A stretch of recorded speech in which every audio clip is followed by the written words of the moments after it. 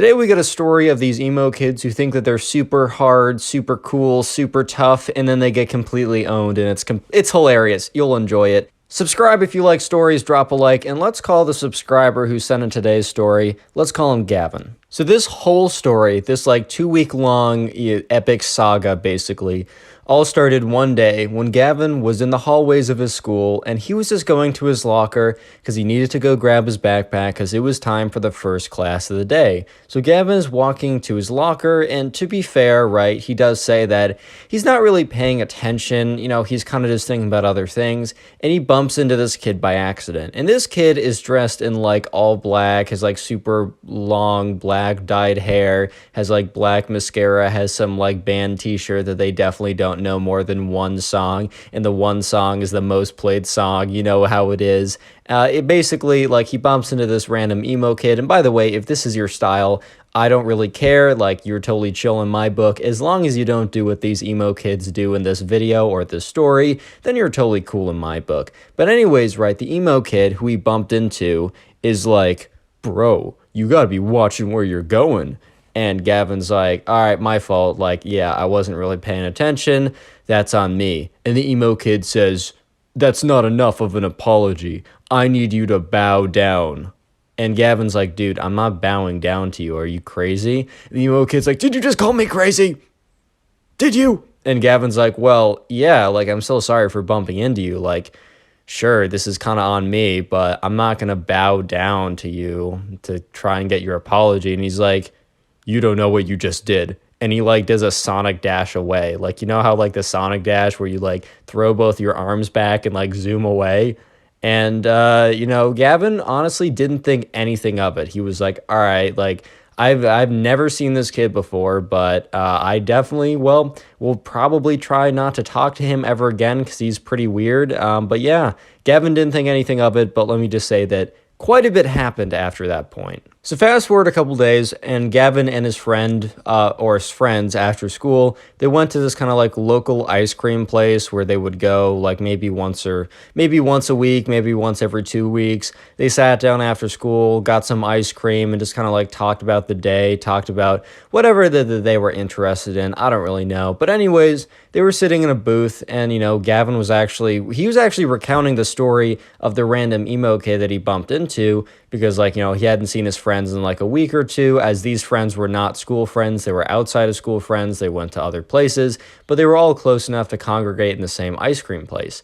And sure enough, they were like, oh, that dude, that's absolutely crazy. And as Gavin was like finishing up that story, he hears the doorbell open because there's like a bell in the door, and in walks 3 emo kids. However, they're not the emo kid that Gavin bumped into. So Gavin doesn't think anything of it. He's like, oh, speak of the devil. And like the other guys that Gavin is with, Gavin's friends, they turn around and they're like, dude, is one of those emo guys like, or one of those guys like the guy that you bumped into? And Gavin's like, no, that, like, I just thought it was funny that a bunch of like, people who dressed like the guy who I bumped into like walked in as I was telling the story, but no, that's not the guy, or at least I'm pretty sure it's not, unless he like totally revamped his style and like looks totally different because of makeup or something, but he was pretty sure it wasn't. But weirdly enough, right, the emo kids walk right by like the front desk, right, or the place where you order the ice cream. And they weren't sitting at any of the open tables, as it was kind of like you'd seat yourself. They were walking right towards Gavin and his friends. So Gavin's like, all right, wait, hold up. These kids seem to be walking towards us. Do you guys know any of them? And Gavin's friends once again turn around and look closer, and they're just thinking to themselves, no. So they tell Gavin, like, no, we don't know these guys. And Gavin's like, well, it looks like we're about to know them. And sure enough, the 3 emo kids walk up and they're like, are you like the guy who bumped into one of our brothers yesterday? And Gavin is just looking at them like, huh? And Gavin was like, what are you talking about, dude? And he's like, yeah, no, this is definitely the one. One of the emo kids turns to the other guy and says that. And they're like, all right, bro, you were definitely the guy who bumped into brother, I don't know, Snake Lord. Did they get dude, it was some like really weird name, some kind of like derpy name or something. They were like, yeah, this is the guy who bumped into brother Snake Lord a couple days ago. And then they all turn to Gavin and they're like, this is your final warning. This is emo squad turf.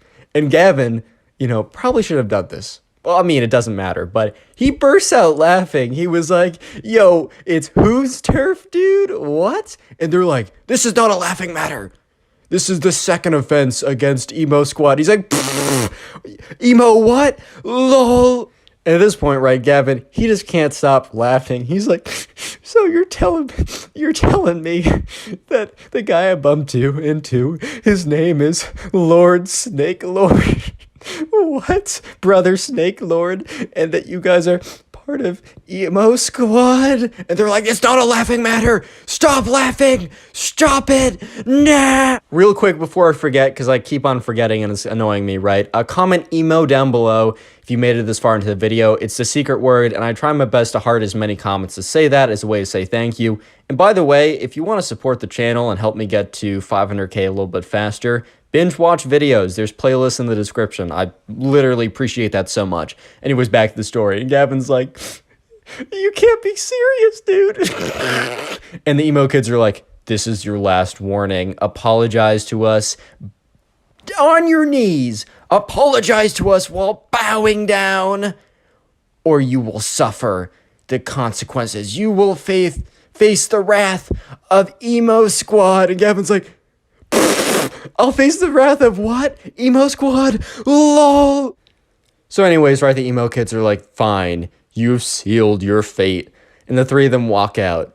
And at this point, right, Gavin's friends also kind of join him and like laughing at this. They weren't laughing at the time because they were holding it in much better than Gavin was. But Gavin really at this point just did not care. Fast forward to the next day though. Goes to school, goes to his locker as always, is just trying to pick up his backpack. And, he sees that his locker has been opened. And he's like, okay, this is a little weird. And he opens up his locker and he sees a piece of paper. And he's like, all right, this piece of paper definitely was not here before. It looks like it's, intentionally in here. It was like folded up and it was like, it would look like a note. So he picks it up and he opens it up. And the letter is like written in red pen to be all spooky and mysterious. And it says, you have disrespected Emo Squad for the last time. You shall now suffer the consequences. And it was signed Emo Nation. And Gavin's like, Emo Nation? But nothing happens for the rest of the day. So Gavin was like pretty convinced that, this was kind of a big bluff and that nothing actually would happen. But anyways, right, the next day rolls around and Gavin has kind of completely forgotten about it. And it's recess, and he's just chilling with his friends. He's actually on the swings. I used to love the swings when, I used to go out to recess back in the day. The swings, me and the boys would always be on those. It was fire. But anyways, though, right, he was just kind of chilling on the swings, and he sees this squad of 6 emo kids, or at least they're dressed up like emo kids. They walk up to him. And Gavin's thinking to himself, oh my god, it's the Supreme Lord Emo Nation Squad game forever, #bruh. Like, it is, oh no, guys, they're coming. And they walk up to him, and they're like, so, how's it feeling? And Gavin's like, bro, what? And they're like, you're totally scared right now. I can see through you. And Gavin's like, scared of what? The squad fam of Emo Nation? They're like, no, the Brotherhood. Don't disrespect the Brotherhood. And Gavin's like, whatever, lol. And then one of the emo kids says, so, are you ready for the attack? The great emo versus nerd war? And look, Gavin's just like, wait, am I the nerd in this situation? They're like, yes, nerd. And he's like, bro. Okay, I'm ready for the great battle. Is it going to be greater than World War I, II, and III combined? Is this going to be like D-Day, but 1,000 times bigger and more epic and more explosions? And the emo kids, unironically, were like, yes! Are you scared? Gavin's like, no, lol. And they're just like, you should be. And they all kind of run away, and they all like Sonic dash away. Apparently, like, the sign of the emo kids was like Sonic dashing away, which, like, if you're trying to be intimidating, I don't know if Sonic dashing away is gonna really, like, I don't know, man. You know what? I don't get it. Maybe I'm just a big old hater. Who knows, dude? Anyways, though, skip forward to Saturday, so 2 days later, nothing happens in the next 2 days. But sure enough, right, Gavin and his friends, they kind of congregate, and they're gonna go hang out at the park for that day. It was a really nice day out. I don't know, they were just trying to chill outside. But the thing is, right, as Gavin was walking and they were kind of like collecting all the guys or whatever, Gavin was noticing that, there was this emo kid who was walking on the other side of the sidewalk. And he was like, okay, well, this is a little bit weird. And he notices that the emo kid is like looking at them and like looking away. His eyes are like darting back and forth. And then he picks out a phone and is like whispering into the phone. And Gavin is like, hey, because he told his friends about what's been happening the last couple of days. He's like, by the way, we might be having some unexpected fun at the park or whatever is about to happen. And he kind of like points to the emo kid. And the emo kid is like runs away quickly. And so Gavin and his friends, they're walking to the park and they just notice like random people dressed in all emo like randomly appear around them and kind of like look at them talking to phones. And Gavin's like, by the way, they said that they were going to have like an epic battle or something. So I guess prepare yourselves. So Gavin and his friends make it to the park and they're just walking in when they see like from the trees, from the bushes, 10 emo kids, 10, 11, 12, they all charge out and they're like, this is the final battle. This will go down in the history books. And Gavin notices that they all have Nerf guns. And he's just like, oh my God, no shot. And yeah, so they all walk out with these Nerf guns and they're like, what are your final words? And Gavin turns to his friends. He's like, all right, so my fault. I realized that they were weird and cringe, but this is like a whole new level. So my bad. We're going to have a very weird day today.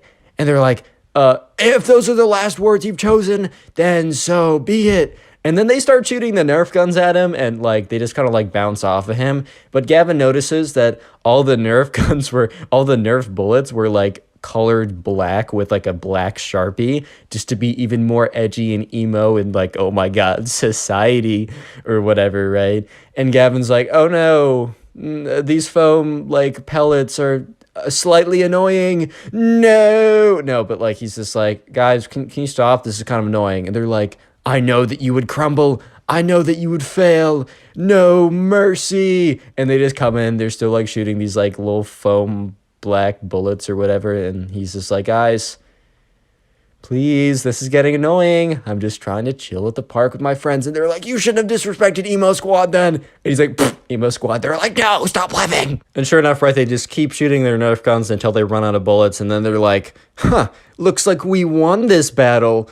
And Gavin's just literally standing there with a pile of like poorly drawn Nerf bullets, right? And he's like, what? And they're like, yeah, you got so scared. And Gavin's like, dude, what are you talking about? And they're like, we won this. And then they all like get up, like they got all their Nerf guns together and they're running away. And they're like, and Gavin could hear them yell, yeah, we just won. Let's report back to Emo Squad. Gavin's like, okay. Okay, man, like, this is really getting annoying, but I guess you won. Let's hope this is the end of it. But unfortunately, it was not the end of it. Yeah, no, these kids are crazy, bro.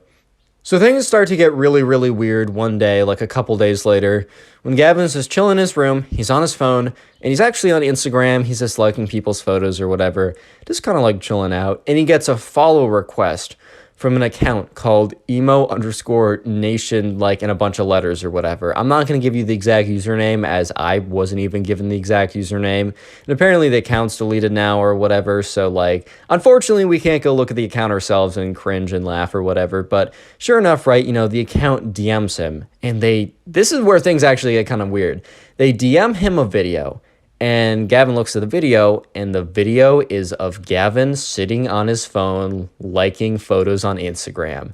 So Gavin immediately gets up, he goes out, and he sees his window is open. There's no, his shades are not drawn. He runs out, looks at his window, and, his yard is empty. But sure enough, maybe a couple minutes ago or 20 minutes ago or whatever, maybe even 30 seconds ago, there was one of the emo kids who was recording him from his backyard looking into his window. At this point, right, Gavin's like, all right, that's weird. I'm starting to get weirded out. I know these kids are just cringe and lame and all they're going to do is cast spells on me and say society hates us. But still, I really don't like this invasion of privacy. So Gavin's thinking to himself, all right, so I'm just going to screw over all these kids for messing with me at this point. And I know for a fact how I'm going to do it. So Gavin basically has a plan where he wants to get them to admit in writing who's doing this and just to like admit it so then he can report it to the principals and get them to stop doing anything. So Gavin like finds the account again, sends it a message, is like, bro, like, I'm waving the white flag. I need to surrender. You guys are too powerful. But first, I must know, who is it in the emo squad? And of course, the account is like, responds, ha ha ha ha ha. I knew you would crumble. I knew you would fall. Kind of goes on this like, I don't know, this big old Shakespearean big like, oh, you have failed. We have won. Emo squad will reign supreme forever. And he's like, all right, like, yeah, I totally lose, guys. You're so right. But can you tell me, who did I lose to? I must know the names. And then Gavin's like, it is a soldier's honor to tell me who it is. He just made something up to make it sound like something that they had to tell him the names to be honorable or something.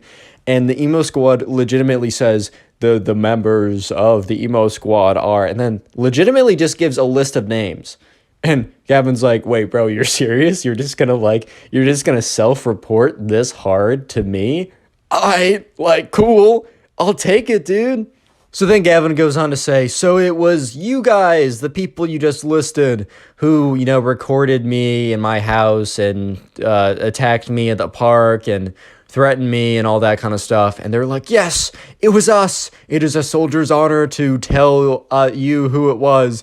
And at this point, Gavin's like, bro, I just made that up, but like, thanks for believing it, dude. Like, it's just going to make my life so much easier. And he's like, wow, you guys really have won. And they're like, we have won the battle, but not the war. We shall not stop until you understand the truth of how you've disrespected the emo squad. And Gavin at this point, right, he's real careful to screen record the whole conversation, get screenshots, somehow back it up, because like you can unsend or delete Instagram DMs.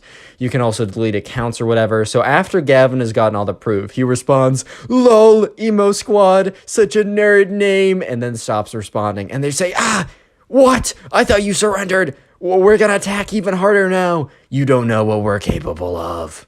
But apparently Emo Squad was also not aware of what Gavin was capable of, because the next day, Gavin goes to the principal and he's like, hey, can I talk to you for a second?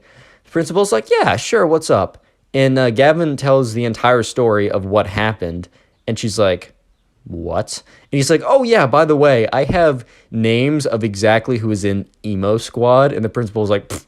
And Gavin's like, I know, but hold up, and shows her the video, tells her about everything, and then shows her the proof, and she's like, wow, like, normally it's like we don't get evidence this like convincing, like, good job, like, actually, like, normally we would have taken your stuff seriously if you just came forward with the story, but the fact that you also got them to admit with a list of names, that's pretty good. And sure enough, right, every guy that was like, or everyone who was listed on the Emo Squad account was following the account too, so it was pretty clear they didn't just list random people.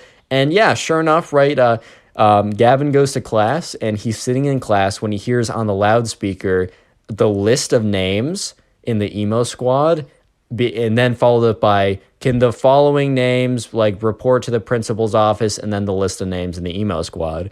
And Gavin's just sitting there like, what a coincidence. That totally wasn't me. And yeah, so sure enough, right, everyone in the Emo Squad gets like, they don't get suspended, but they get detention right after school for the next 2 weeks. And also, they're now placed on kind of thin ice, aka if they do anything against Gavin at all, they will get actually suspended. And if they do anything again, they'll get like full-on expelled. So the Emo Squad never really like messes with Gavin again, except this one time about a week later. So they'd been in like in-school detention for about a week. Gavin passes one of the emo kids, and the emo kid looks at him and hisses at him and then walks away. And Gavin's just like, I mean, what did I expect? Click on the video on screen right now. I know you'll enjoy it. Just click it. Do it. You know those kids that when they're in an argument and they're starting to lose, they'll like bring up, my mom does, or my dad is, or like something like that, or my dad works for, or my dad's a lawyer, man, or just imagine those kids, right? Imagine that kid. Multiply them by 100 and you have today's spoiled brat. enjoy the story. So the subscriber who sent in the story, and by the way, you can send in stories too to my Instagram in the description, be featured on the channel, love to see it. Let's just call this kid Jake, right? Anyways, Jake, good kid. And in Jake's class, right, in Jake's class, there was a kid who was kind of the worst kid ever. I'm just kidding. I'm sure that there's someone worse. But he was the spoiled brat kid that I gave a brief description for in the beginning. Let's call this guy Thomas, right? Thomas. And then there's another girl in the class. And this girl, her name's Emma. Emma's pretty crucial to the story, but that'll become a little bit more apparent in just a second. Anyways, right, so just a little backstory before we go into what Thomas did, his crazy mental breakdown, explosion, calling my dad on literally everything, and whatever, right, you'll see in a second. But a little bit of a backstory, right? So Jake, the kid who sent in the story, and this girl, Emma, they pretty obviously had feelings for each other, like they were always like friends, but it was very clear that like, they were not about to stay friends for long. They were either going to have a massive explosion and never talk to each other ever again, or they were gonna like date, marry, have 6 kids, send 2 kids off to college, start a Roth IRA, start mining Bitcoin as all couples do. It was gonna be either or, and it was really looking like Jake was gonna ask her out pretty soon. Like everybody in the class knew this, except Thomas, because Thomas didn't have a lot of friends, so we'll put it that way. But it was kind of due to him being a jerk face. I don't know how else to put it, man. I don't know how else to put it. It just is what it is. Anyways, right, so, Jake, he's in class one day. And, at this point, he kind of has, like, plans to ask Emma out at some point this week, right? He knows he's going to do it. And the thing is, like, everybody knows he's going to do it, too. Even, like, Emma is, like, 98% sure because people who talk to Jake talk to her.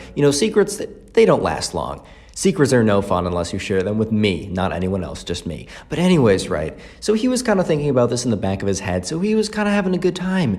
It was a fun week. Things were looking good. But then, this kid Thomas, right? Thomas had a reputation for being that kid who was like no one ever said no, right? He had a lot of, resources and completely abused them, right? He would come in and he would like, if someone had like something new, he would get the new thing +1 or like with more storage or just slightly newer or slightly cooler. And while he wouldn't like blatantly, like I've talked about kids in the past that have blatantly been like, haha, my phone is better than yours because it has like, it's slightly bigger or has like another camera or something, or it's newer. Thomas would never be that blatant about it, but it was very apparent that whenever someone got something, that Thomas the next day would get something that was just a little bit better, that it was 100% on purpose. Like this kid was definitely knew what he's doing. So one day when Jake was in class, and remember, he's at this point kind of planning to ask out Emma. Emma knows, the whole class knows, the teacher knows, like I know at this point, I'm just kidding. I have no idea who these people are, but anyways, right? They kind of know it, and he's chilling in class one day, and he overhears, Thomas. Thomas is going on one of his little rants. Because while Thomas wasn't always blatant about being a jerk, he could be very arrogant at times, such as like a couple weeks ago. He was like, guys, I'm not even gonna study for this test, man. I'm literally I'm just born different. And Thomas claimed to get 100 on the test, but, the thing is, one of the classmates did a little bit of an investigation by themselves and figured out that Thomas got a 42, which, look, these things happen, right? You try and avoid those. Sometimes tests are hard, but you never go around saying that you got 100. I mean, maybe you're like, oh, dude, I got a C on that test, and you actually, like, failed it. I'm fine with that. Like, whatever, dude. But don't go around saying you got 100 when you got a 42 or something. I don't know. Anyways, right, so Thomas was going on one of his little rants, and Jake decided to overhear what Thomas's rant was. And it was very kind of like awkward yet pretty funny for Jake because Thomas was talking about how Emma was in love with him. And at first Jake was like, bro, what? And Thomas was talking really loudly to this kid, and he was like, yeah, Emma, she's in love with me, man. She just can't, I see her all the time. She's looking over at me with these eyes of desire. And like, that's a quote, by the way. Like, sometimes I make up the lines for what these people are saying because I didn't get like a 50-page script, but that one was a quote, right? This was a quote, right? Jake told, or, the subscriber who we're calling Jake said that like, this kid actually said like eyes of like desire or something crazy like that. So at this point, Jake is like, LOL, like what? And yeah, Thomas, the kid, the spoiled brat kid, who you will see have a epic meltdown in just a second. Just give me a second, right? This kid then goes on to say that he's going to ask out Emma and that there's a 100% chance that she's going to say yes. And at this point, Jake is like, all right, I'm trying to find the betting house so I can make a bet on this 100% bet, because I could probably get pretty good reward for that, like probably some pretty good odds, or the odds would be terrible if it's really 100%. And I will definitely make some money on this bet. That's all I'm going to say. But anyways, right, so Jake was sitting there. He's like, that's funny, haha. He didn't actually think Thomas was going to go through with it, because Thomas in the past had made a lot of like very, very big claims. He's that kid who always like says things, but never really does them, right? He never really ends up like following through with the stuff. But, anyways, they get out of class and they're walking down the hallway, and, Jake, the subscriber, he sees Emma, and Emma's like, oh, hi, Jake, how's it going? And Jake is like, Emma, can we talk for a second? Because Jake was thinking to himself, he's like, you know what? I think I should just ask her out now. Like, I don't want her to like feel like to say yes to this kid just because she feels bad and then it's weird. And he said also, like, why am I stringing her on? Like, why am I making this longer than it needs to be? So what he did is he did it really private, nothing really crazy, and he just took her side and he's like, hey, we've been having a really, really good time together. Like, I've really enjoyed spending time with you. And he's like, I feel like we're not really friends right now and I want to make it official. And she was like all smiley and happy, man. I really have to make this part up because I don't have a lot of experience when it comes to, you know what? I'm not even going to go to that, man. 1 like equals 1 prayer for, my love life, but whatever, dude. Jake says something really sweet, like, I don't know, your feet are hot, LOL, XD. He says something like really sweet and just something a girl wants to hear, like what I just said. By the way, guys, feel free to use that banger on someone. It will 100% work. I'm as confident that it's gonna work that I am as confident that this kid's not gonna have a complete mental breakdown. And by mental breakdown, I mean Thomas having a complete rage. But anyways, right? But that's a joke. Don't actually use that line. I'm not liable if you get rejected or punched in the face. Don't actually use that line, guys. Anyways, right, so, Jake, he asked out Emma, and guess what? Emma said yes. Not a surprise at all. But anyways, right, so, they're walking out, and, good news, Jake just asked out Emma. She said yes. He's having a good time. People are like, Emma goes up to her group of friends and starts telling them like, ooh, kind of like, it kind of fun, like high school drama stuff like that. Like, oh, yay, congrats, guys, whatever. But here's the thing, right? Here's the thing. Thomas is not aware of this fact. I mean, first of all, she'd never say yes to Thomas because he's kind of a jerk. But Thomas, good guy, actually not good guy, but Thomas, right? He's not aware of this.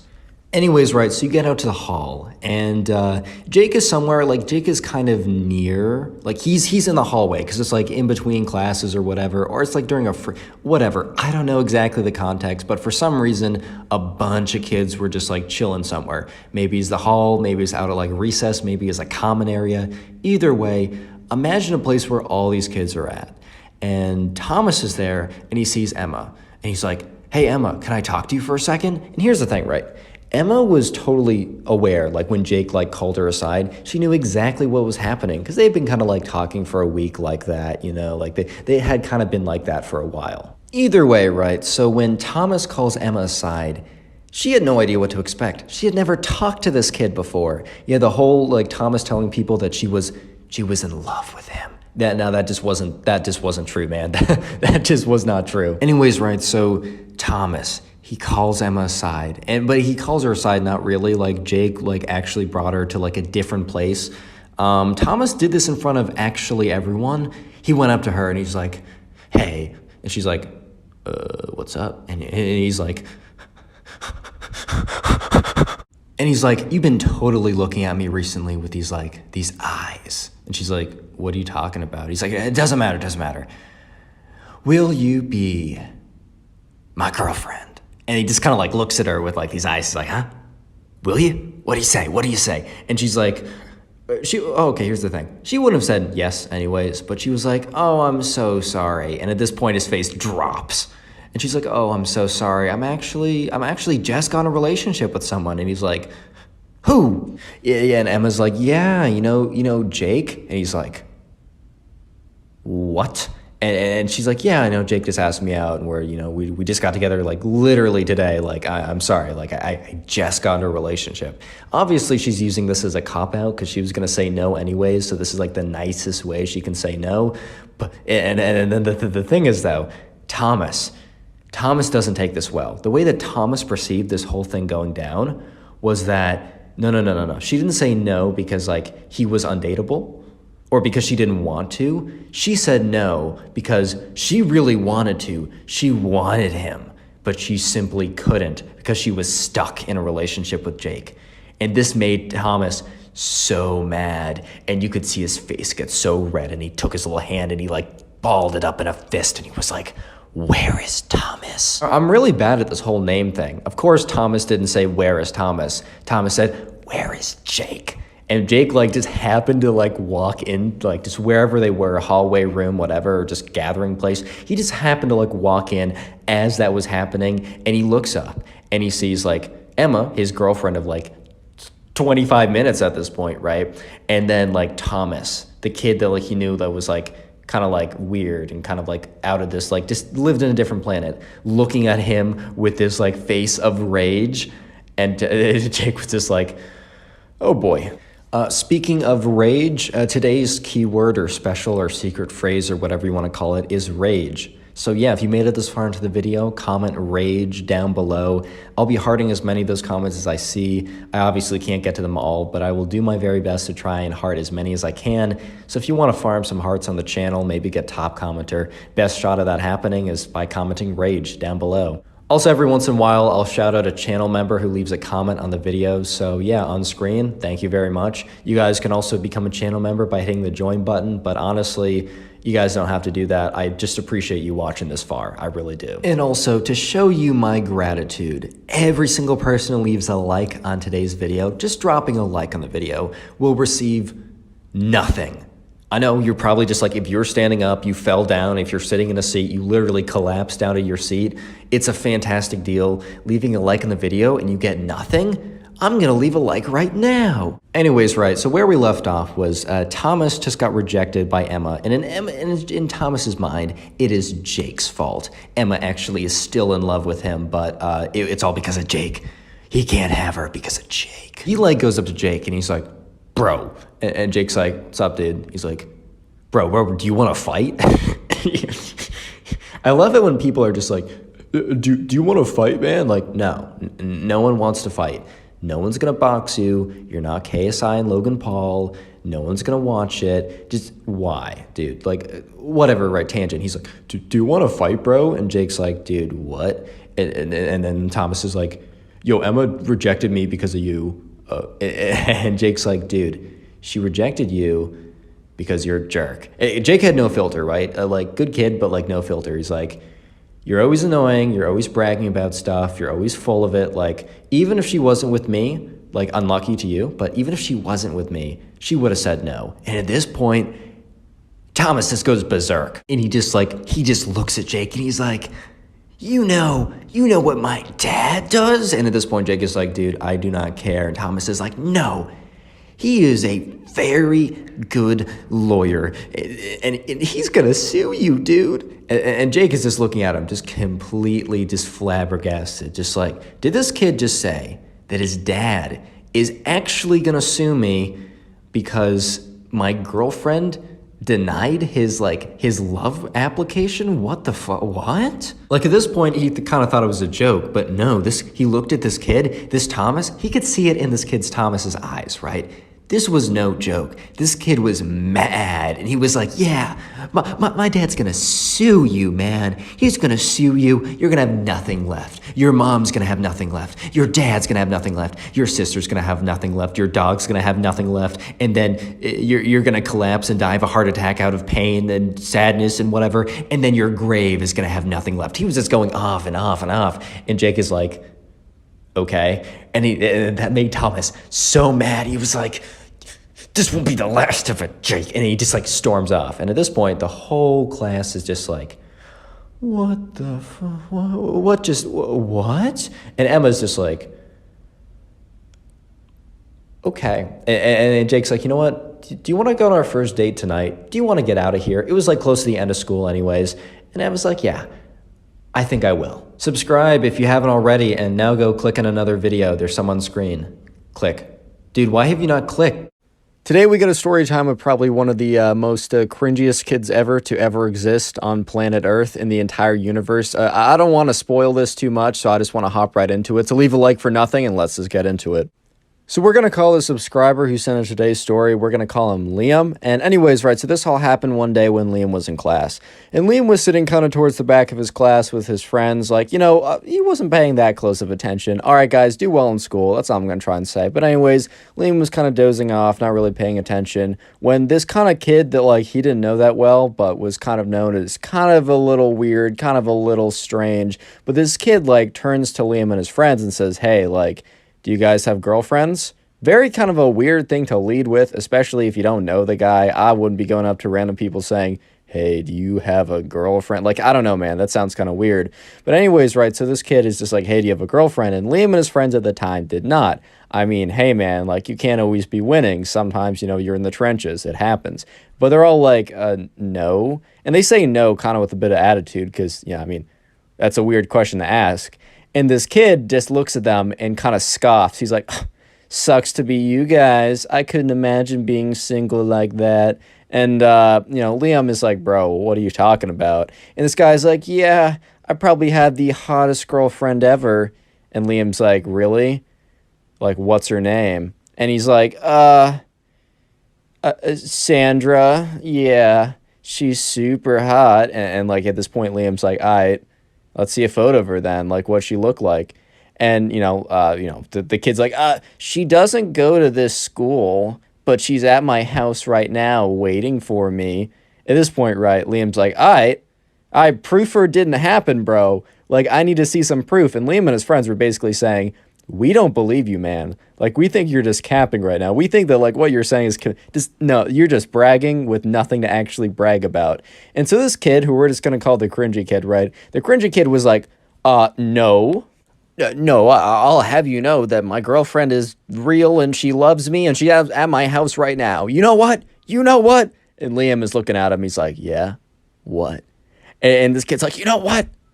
Come to my house after school and I'll have you meet. I'll introduce her to you and I will watch your face. I will watch your expression slowly crumble as you realize that I am entangled with the woman of my dreams in a beautiful relationship. Remember, they're in 6th grade, so bro, you're not getting married. But anyways, he's like, and I will win. I will conquer you. It will be victory. As I said, this is a very weird kid. Like, hey, man, if you're, like, saying, I will conquer you, this will be victory, like, to anyone, bro, check yourself. That's all I'm saying.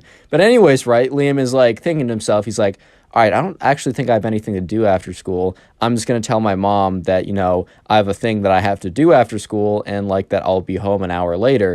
And he turns to his friends. He's like, hey, are you guys busy? And they're like, I mean, yes, but we're still going to come over. We want to see this girlfriend, right? Because they all believed that, like, this was some elaborate scheme. And they wanted to figure out, like, what actually was this kid cooking up? What was his plan?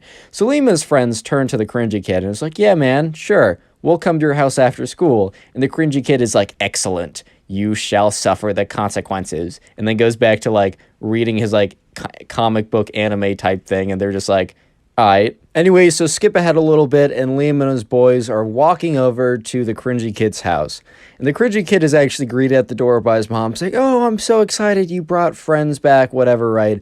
And the cringy kid's like, yeah, these are my guys. And they're kind of looking at each other like, we're not his boys, but they're not going to say anything. They're at least polite enough to at least allow, his mom to continue to believe the illusion that he's not kind of weird, right? Anyways, so, the cringy kid leads him up, and he's like, this is my house, it's pretty cool, and this is my room, and brace yourself, and he, like, turns around quickly when he says brace yourself. So, Liam and his friends are a little startled by this, because they're like, what's going on? And he's like, my girlfriend is, she just texted me, she is currently in there, and you're gonna be blown away, dude, you're gonna be blown away. And I just want to say that I told you so. I just wanted to make sure I put that out there. And Liam's like, all right, okay. And honestly, at this point, Liam and his friends were starting to believe that there actually was a girlfriend in there. a spoiler. I mean, no spoilers. You're going to hear soon enough. But like, they were actually starting to believe it, man, because like, it was like, this kid went through all this effort. Like, if he's going to admit like that he was lying, he probably would have admitted it already. But anyways, right? So eventually, you know, the cringy kid goes into his room and they follow. And Liam looks around and Liam's kind of confused, dude. Liam's a little bit confused because as he's looking around, he doesn't see anyone else in the room. He just sees a lot of posters for like different TV shows and stuff like that. And, you know, he sees a computer, he sees a closet, he sees clothes all over the floor. Like, he doesn't see a girl in here. He doesn't see a human at all. Like, the only people in this room is the cringy kid, Liam, and his two other friends. And then all of a sudden, right, Liam is noticing that the cringy kid is talking to someone in the room. So Liam feels like, oh my God, am I hallucinating? Like, what's going on? Like, why don't I see anyone? And Liam looks in the direction that the cringy kid was talking. And sure enough, right, the cringy kid is talking in the direction of his bed. And what is on his bed? A life's... Oh my God, dude. When I read this story, I was like, dude, are you kidding me? Are you kidding me? Anyways, narrator mode, back in story. Liam turned his head to look at the direction that the kid was talking. And there was like a massive waifu body pillow, bro. Oh no. And at that moment, Liam and his friends realized that this girlfriend the kid had been talking about was sure enough this pillow. By the way, comment pillow down below. Yeah, pillow's the secret word of the day. I'll try and heart as many of those comments as I possibly can. If I don't get to yours, don't take it personally. And also, while you're down there, make sure the notifications are turned on. You won't see my videos otherwise. But anyways, back to the story. So Liam immediately says, bro, is that what you're talking about? And the kid is like, oh, yes, I'm so rude. Liam, meet my princess. And Liam is like, nah. Liam and his friends start laughing. And this kid is not like, he's not in on a joke or anything. This is not some massive joke he's pulling on them that he's like, oh, I hope you guys thought it was funny. Dude was getting actually pressed. Like, dude was like, who are you laughing at? You better not be laughing at my girlfriend. And, you know, Liam's like, bro, that's a pillow. And the kid's like, she's real. What? She's real. What do you mean, man? Get out of my house. And Liam is like laughing. And then he looks at the kid and the kid is like, has like these eyes. You can tell in his eyes, this kid is mad. This kid is pressed. This guy is not having it. He's like, get out of my... And Liam's like, all right, okay. We saw your girlfriend. We saw her. We'll go. Fair enough. So Liam and his friends leave. And as they're walking out of the house, the cringy kid's mom's like, bye. This was kind of a short play date, but I'm so excited that my kid's finally having other people over that it doesn't matter. Hope to see you guys soon. And they're just like, haha, see you soon. Anyways, right, the next day in school, they all go to like their math class or whatever, and they notice that, or whatever class they're in, it doesn't really matter. Well, and they notice that the cringy kid is not in class. And, you know, Liam turns to his friends, he's like, yo, do you think he's like too embarrassed to come to class? Does he like realize that he made kind of a clown out of himself? And his friends are like, dude, I have no idea. And then all of a sudden, they hear on the loudspeaker, Liam, Ben, and John, let's just say that those are the names of the two other kids. Please come to the principal's office immediately. So Liam, Ben, and John, we'll go with that, right? They all look at each other. And they just like, they immediately know. They're like, oh my God, no way. Because they realize that like there's a correlation between the cringy kid not being in class, them clowning on him yesterday, and the fact that they all just got called up to the principal's office. It was not a coincidence. So they walk up there, and sure enough, the principal's in her room, and who else is in that room? The cringy kid. And the principal says, all right, kids, sit down. So your friend over here says that you went to his house and berated his girlfriend, calling her ugly, fat, overweight, disgusting, smelly, and that she needed to die. Is this true? And Liam looks at her and says, no, that is not true. And then Liam goes on to say, actually, this kid said that he had a girlfriend, and he was bragging to us, so we decided to go to his house to see his girlfriend, which he invited us there.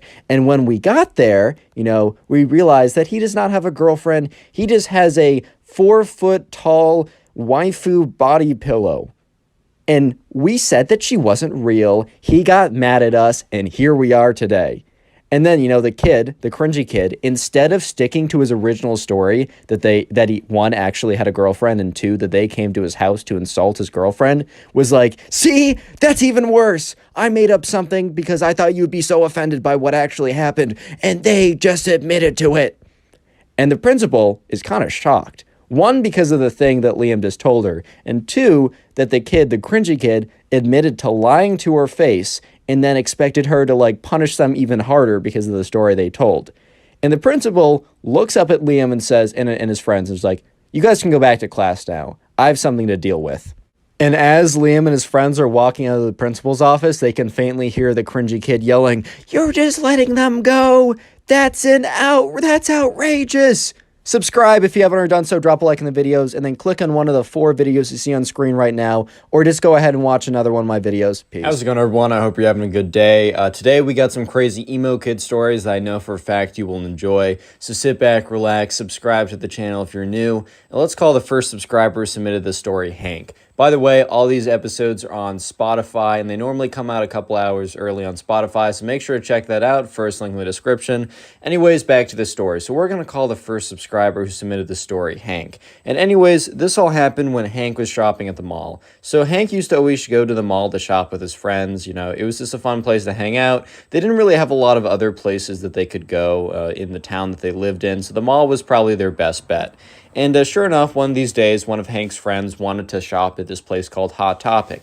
If you don't know, Hot Topic's a place where they have a lot of t-shirts and other kind of apparel that is very, I don't know, fast fashion-y, brand-centric. It's very much you'll have a lot of different brands, or kind of you'll find a lot of band t-shirts, a lot of kind of okay, so a lot of different stuff's at Hot Topic, but one kind of theme of clothing that you'll see at Hot Topic is emo style clothing, if that makes sense. So really black clothing, edgy clothing, stuff like that. And just so you know, I have nothing against it if you dress like that. I think it's a cool enough style. I think you're fine even if you identify as oh, I'm emo in the way I dress or act or whatever. I don't really care. Live your life. However, as long as you don't act like the kids in these videos, especially this one, you're chill with me. But anyways, Hank just was like, okay, man, you want to go to Hot Topic, that's fine. Hank hadn't really been in that much, so he didn't really know what to expect. So Hank was walking into the Hot Topic, and he was looking around, and there's a whole host of people. And Hank's friend was like, all right, man, I'm gonna go to the back of the room. I know what I want. I'm gonna go in their skateboard section. You can kind of just wander around here. I'll be out when I'm done. So Hank was totally fine with this, and Hank kind of was wandering around, and he walked over to one of the t-shirt aisles, or one of the t-shirt rack aisles, and that's when he accidentally bumped into this kid. And this kid turns around. And just to paint the picture, this kid has super long black hair. He's got black mascara on, black lipstick. He's got black painted nails. He's got a spiky collar. He's got a black band t-shirt. He's got long black jeans, and then those big black stomper boots. I don't know if you know what I know, if you know what I mean, but those big, kind of those big rubber black boots that are pretty popular right now. And he turns around and he's like, dude, what the heck, bro? And Hank's just like, all right, my fault. I didn't mean to bump into you like that. I was just looking around and wasn't paying attention. And the emo kid's like, dude, you're shut up, bro. Hank's kind of just looking at him I don't really know what you mean. I didn't do anything. Are you good? And the emo kid's like, bro, I don't need to hear that sass from you, bro. I really just don't need to hear that. And Hank says once again, dude, I don't know what you're saying. I'm sorry. I'll just go the other way.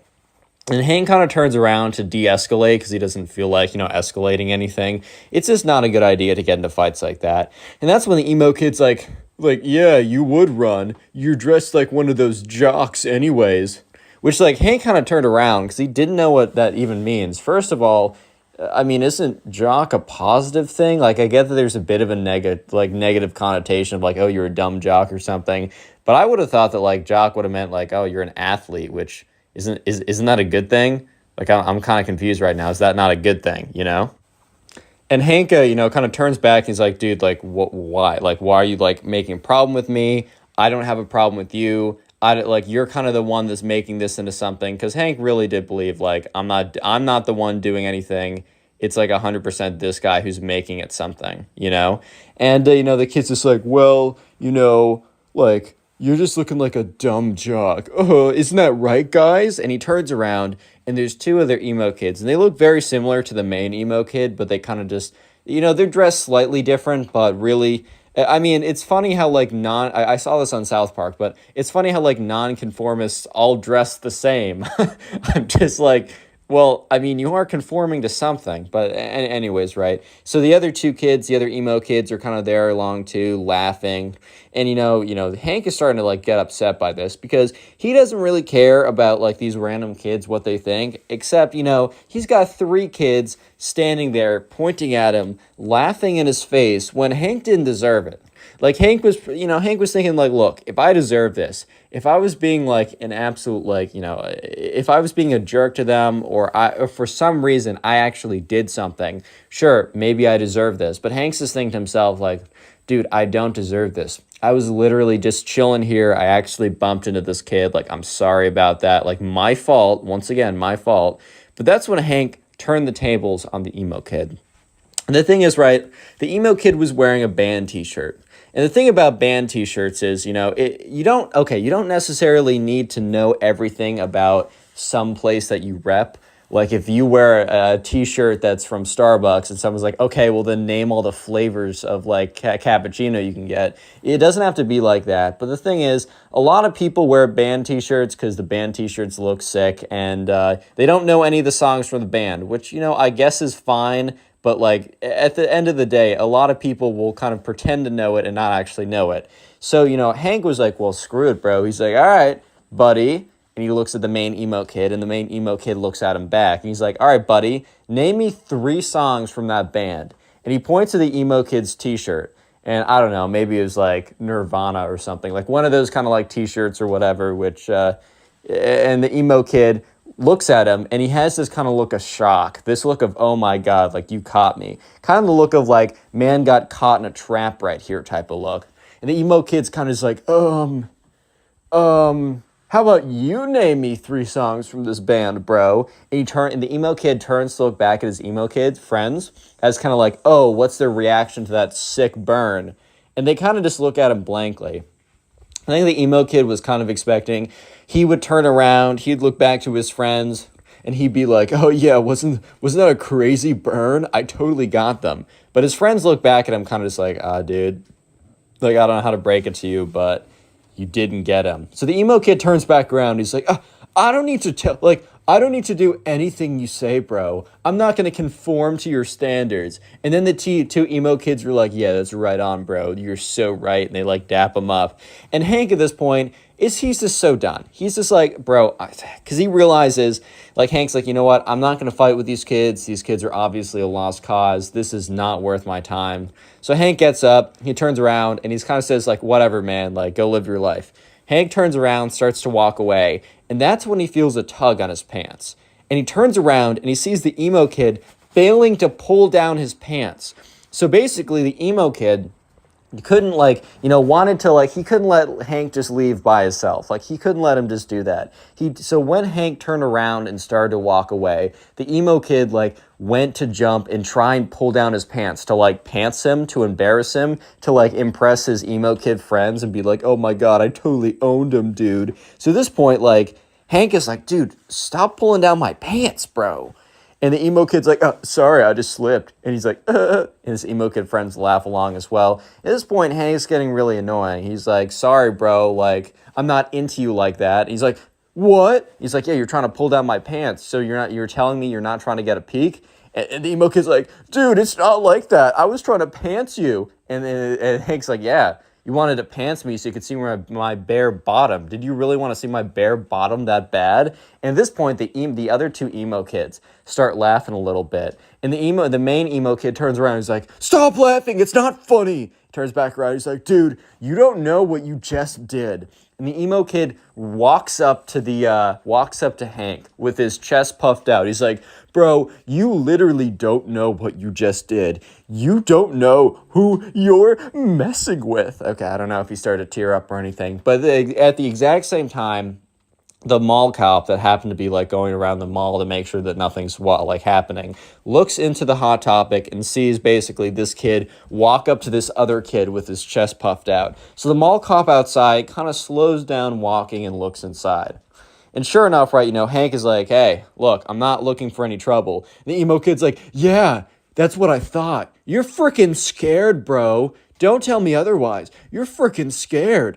And at this point, Hank's like, dude, I'm not scared. It's not like that. I just don't want any trouble. Like, you're not worth my time. And he's like, I am worth your time. I'm worth all of your time plus some because I'm worth more than you, dude. You don't know who you're messing with. At this point, right, the emo kid was really kind of just showing his true colors and being like, I mean, kid's insecure. That's fair enough. He's trying to act all tough in front of his friends. So once again, Hank's like, he turns around and he's like, all right, man. He's like, dude, I'm just not doing this. Once again, have a good life. Hank turns around, and as Hank's turning around, the emo kid is like, in his head, he's like, I can't let this slide. So the emo kid literally raises up his hand and swings on Hank. Real quick, if you made it this far into the video, go ahead and comment emo down below. I just want to see how many people made it to the end of this video, as I do appreciate you guys. Best way to support the channel, as always, is just watch a bunch of the videos. The more watch time you give to the channel, the more we get promoted in the algorithm, and I really, really do appreciate it. Let me know in the comment section what you do while watching my videos. I genuinely want to know. Just so you know, all these episodes are on Spotify. It's in the description, the first link. Please rate us 5 stars when you have a chance. If you want to submit these stories, and please do, because, that's how I make these videos, go to my Instagram or Twitter. They're both in the description, but they're also at Connor Pugs. I got a Discord server, link in description, code ConnorPugs for 10% off gamer subs. Let's get back to the story. So Hank, remember, he turns around and Hank's like, dude, I'm not going to deal with you like that. It's not worth my time. So Hank turns around and the emo kid, who's like, I can't let Hank like one up me. Like, I can't let this random kid like, kind of like alpha me in front of my emo kid friends or whatever. So as Hank turns around, the emo kid swings on him, takes his fist. The thing is, though, the emo kid's not like a trained, fighter or boxer or something. So obviously the emo kid doesn't make contact with Hank. Instead of making contact with Hank, the emo kid nearly misses Hank, and his right hook goes right through a rack of clothes. The emo kid was really putting his full force into this too. Because once the emo kid misses and whiffs on Hank, the emo kid flies forward into the rack of clothes. So he basically pushes himself into a rack of clothes, fails to swing on him. The mall cop, however, did see the emo kid try and swing on Hank, so he walks in there. Hank turns around, and he sees the emo kid on the floor in a pile of clothes, and he's just so confused on what happened. And then, Hank turns around the other way to see a mall cop standing in front of him. So Hank's really confused at this moment. He's like, okay, 1 second ago, I turned away from the emo kid. And a second later, the emo kid is sitting, face first in a pile of clothes, and a mall cop is standing above me. This literally makes no sense. And sure enough, the mall cop's like, hey, hold up, everyone. I got to talk to you guys. And the two emo kids, from the back, they get scared and they literally run off. They disappear into the rest of the story. It's like, hey, you get back here. But also the mall cop didn't really care that much because the two people that he really wanted to talk to were both Hank and the emo kid who swung on him. So the emo kid gets up. He's kind of panting a little bit. He's like, and the mall cop's like, hey, I saw you swing on this kid. I know you didn't make contact, but you did try and swing on this kid. Is 100%. What's going on here? The emo kid's like, dude, I was just defending myself. And at this point, Hank's like, that's not the case. This kid and I were kind of talking back and forth. He tried to pull down my pants. I made fun of him for doing that. I turned around and he tried to swing on me. At this point, right, the mall cop kind of witnessed the last 60% of this altercation. So he knows for a fact that he saw the emo kid try and pull down the pants and then have an argument. So the emo kid says, well, after I pulled down his pants, this kid tried to swing on me and I just defended myself.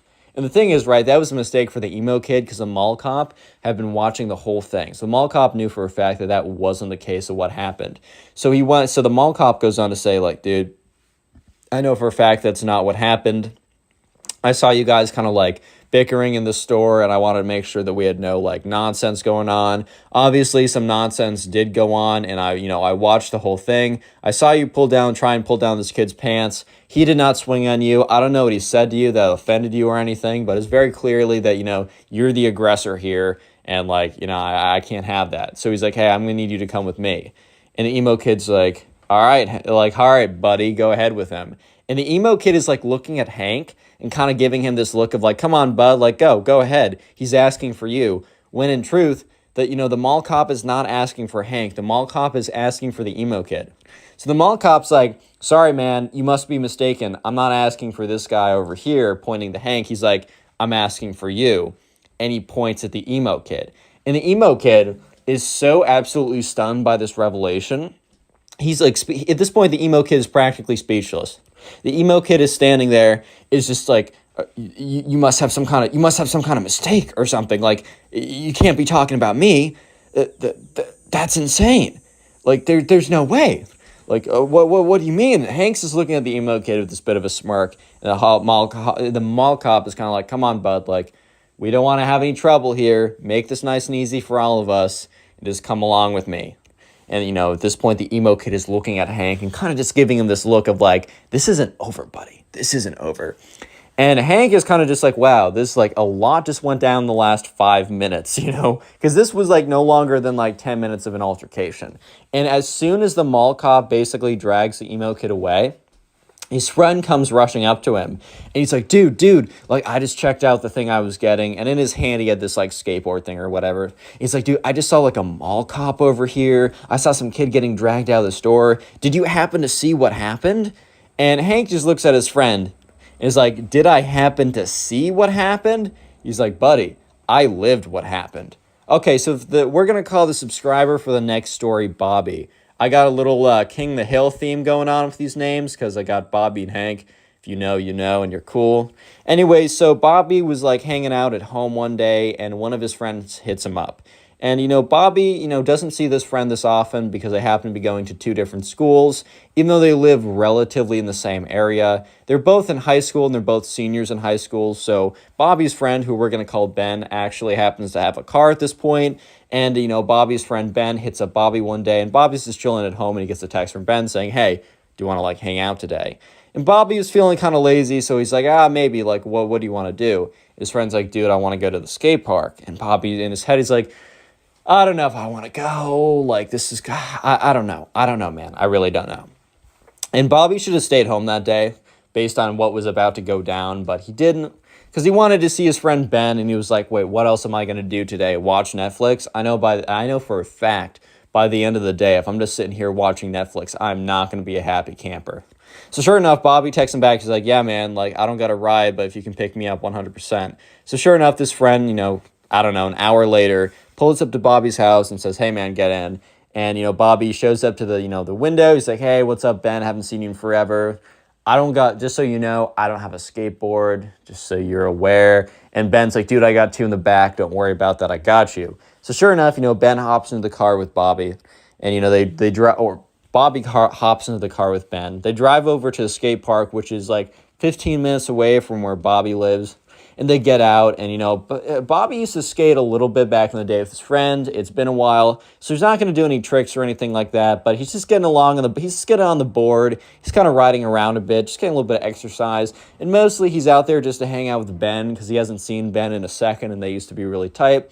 So sure enough, Bobby and Ben are just chilling at the skate park. They're having a good time. They're kind of just living their life, and that's when a very specific-looking group, of these emo kids. They pop out of nowhere, basically, and they just appear at the end of the skate park. So this skate park is pretty big. It's not like a massive one. It's not like where you'd have a professional skater event or something. But it's a pretty big skate park. Like, the city definitely put some, like, a good amount of bread into making this. So sure enough, they're looking over and they see this group of kids. And this group of kids has, like, a ringleader that's, like, standing in front of the other two. And he's kind of dressed like they're all dressed like kind of like the other emo kids in the last story time, so I'm not going to go ahead and describe them. They're dressed a little bit differently, but it's all kind of the same, if you know what I mean. So sure enough, the kids are just standing at the end of the park, and it's really awkward because like Bobby goes over to Ben. He's like, dude, like, see those kids? And Ben's like, yeah, I've just been staring at them.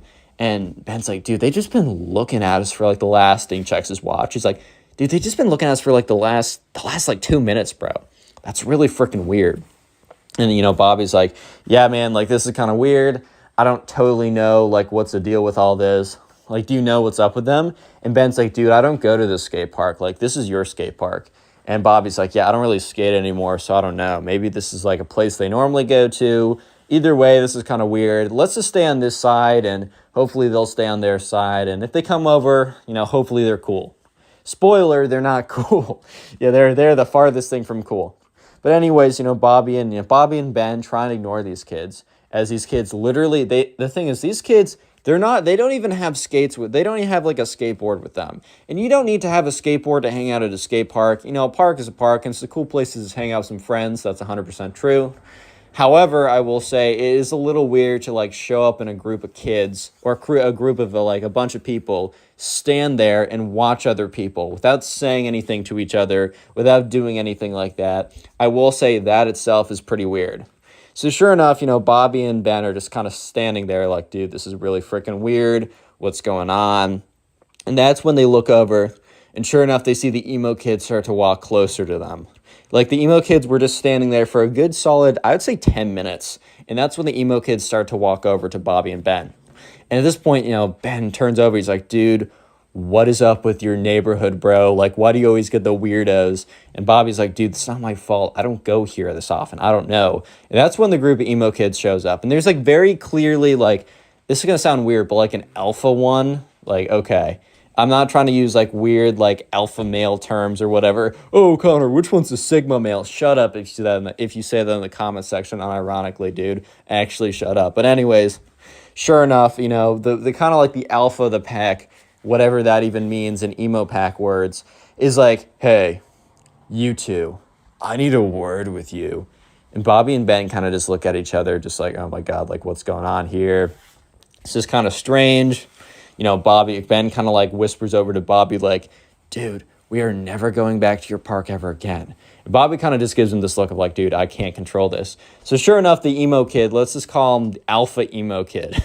No, I can't say that for much longer. The main emo kid, King the Pack or whatever, walks up to them.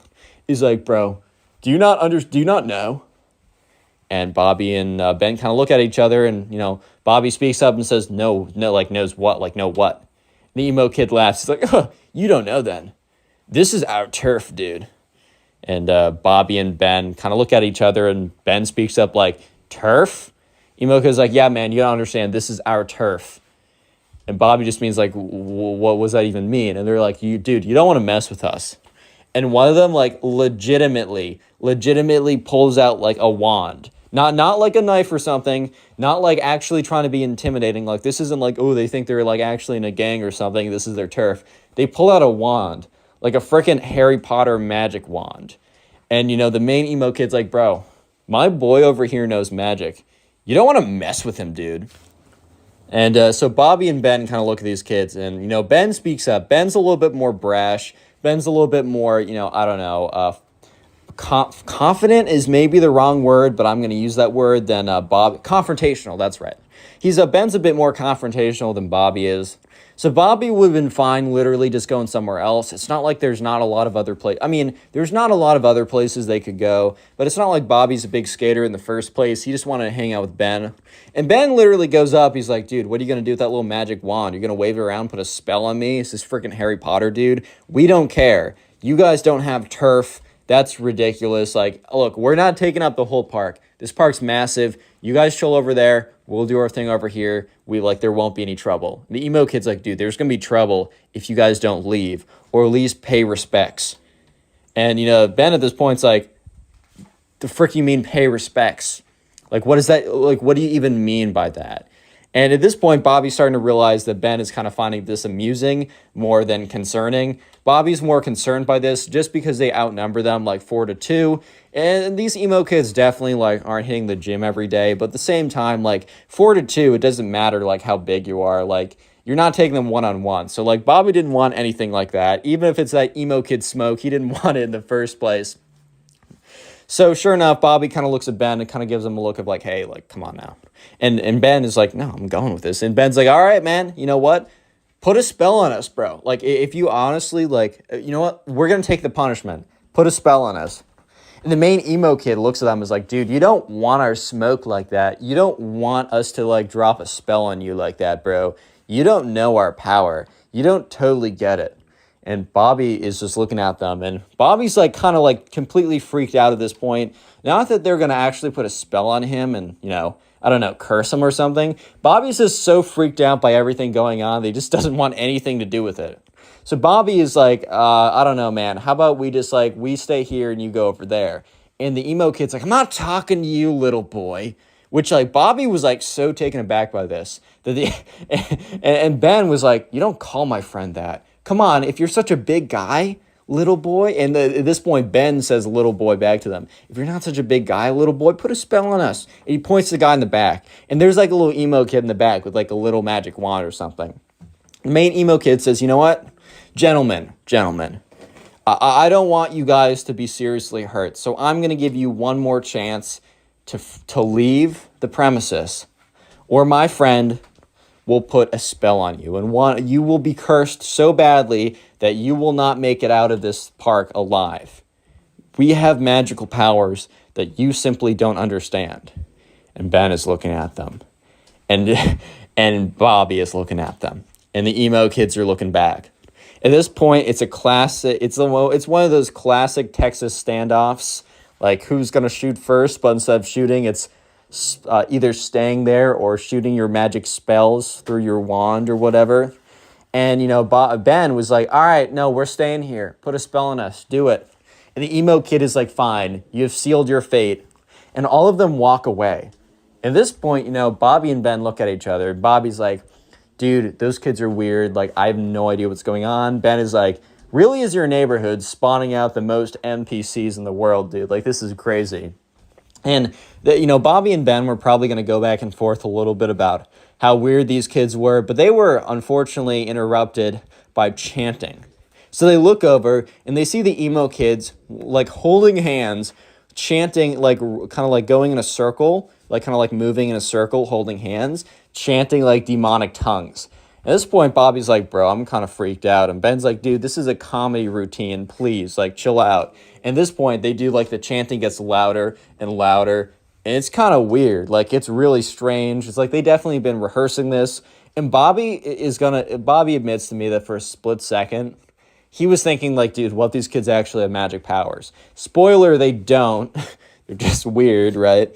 And by the end of the chant, you know, one of the kids comes over. The main one grabs the wand, starts swinging it around, and starts walking over to them. He's like, one last chance, boys. I'm giving you one last chance to literally survive.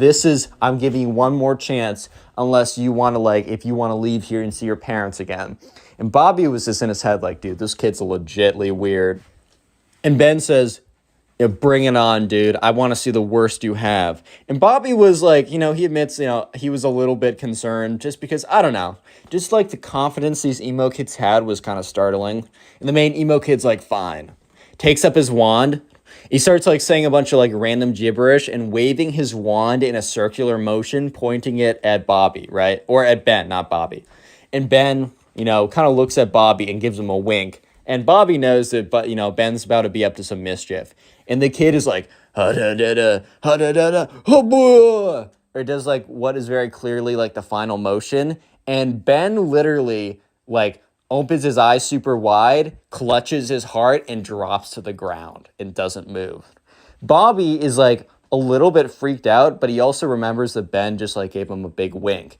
And you hear all the emo kids, like some of them are in the back like, oh my God, it actually worked. The spell actually worked. And the main emo kid has this look on his face like the most scared look you've ever seen. The main emo kid was terrified because for like for a good 30 seconds, the main emo kid actually thought that he just killed this kid from his like magic spell or whatever.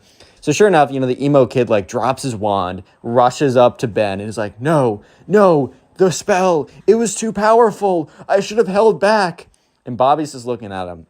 And the emo kids, the other ones, are standing like talking to each other, and they're like frantically talking to each other. They're really concerned about this. They're like, dude, do we call the cops? Do we bury the body? Like, what do we do? Like, what if our parents find out? All this kind of nonsense, right? And that's when you hear giggling. It started as giggling, but then it just evolved into laughter. And that's when Ben flips over and you can see that he's just been laughing. He couldn't hold it in any longer. And he gets up. He's like, oh my God, you fell for it. This is the funniest thing ever. He's like, guys, you're not wizards. You're just weird. Go to that side of the park. We're going to be here, and there's nothing you can do about it. And that's when I think the emo kids kind of realized that, they weren't going to scare them out of there, and they definitely were not going to fight them out of there either. So sure enough, the emo kids they don't even say anything.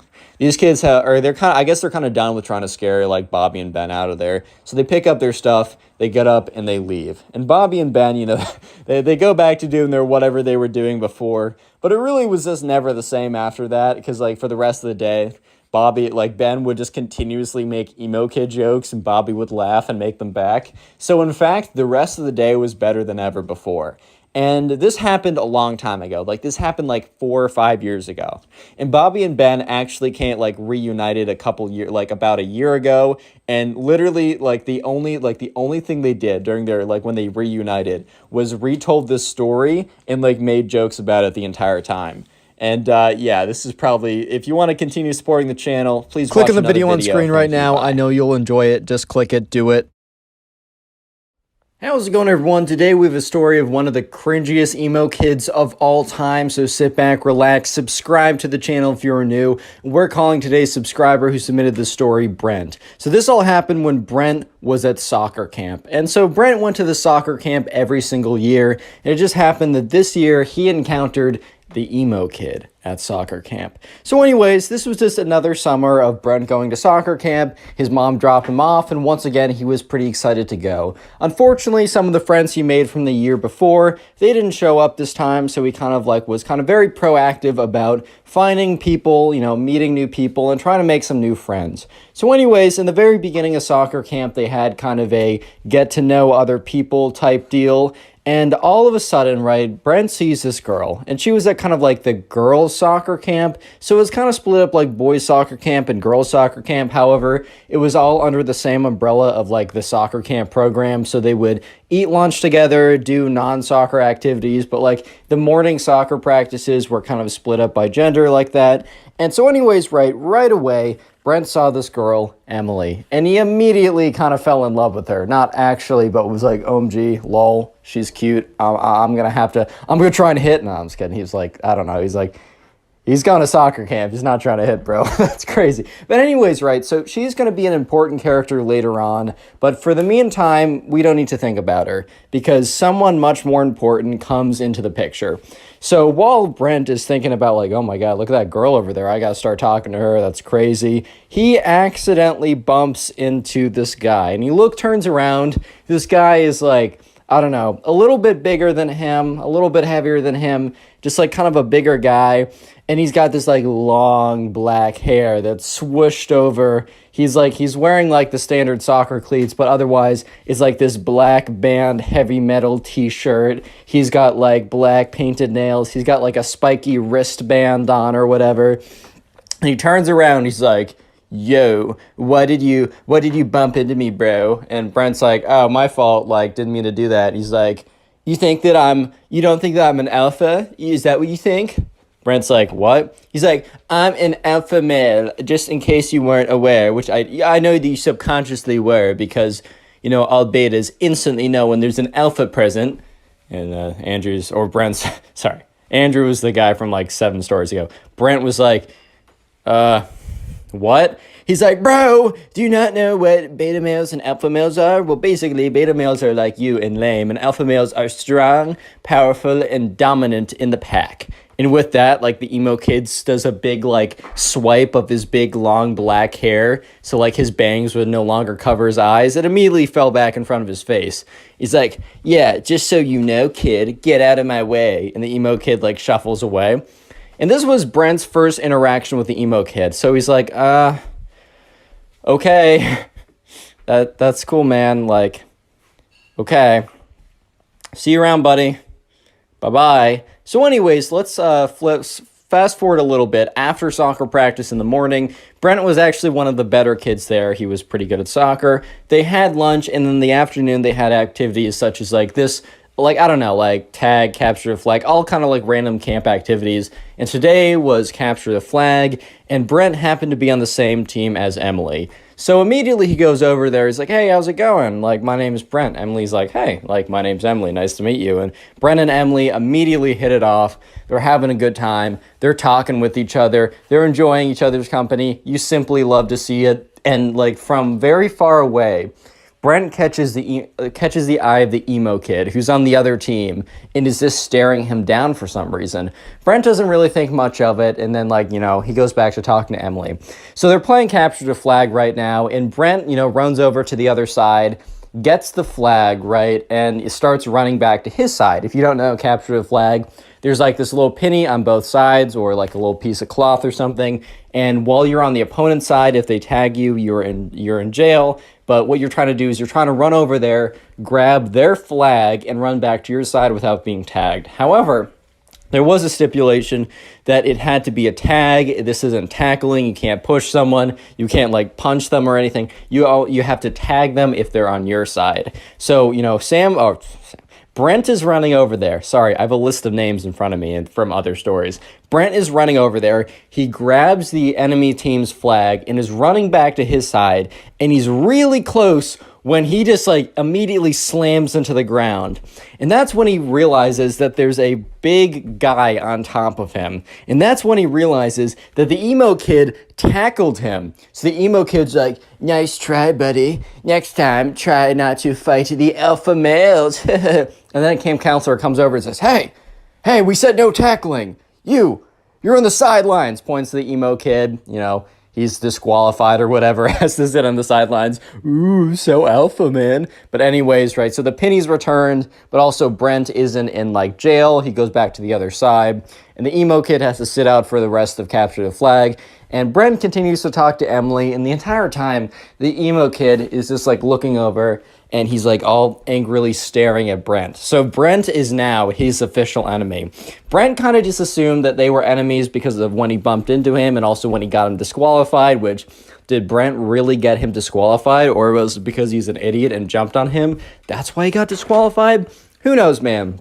But there was another reason why the emo kid hated Brent. There was another reason that Brent did not realize at the moment, but was very, very, very potent, and is going to be very, very important for later on in the story.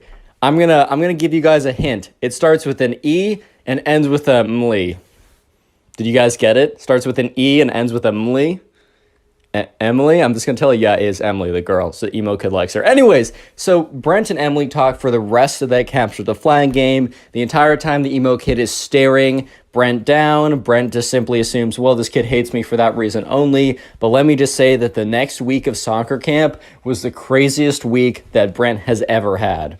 So anyways, right, his mom picks him up. He goes back home. His mom's like, hey, how was the first day? And Brent says, oh, I met this really weird kid who tackled me. And she's like, oh my God, are you okay? He's like, yeah, actually, I have barely any scrapes on me even. But he seems to not like me, so I'll keep you updated on that. So Brent is dropped off the next day, and he walks over there.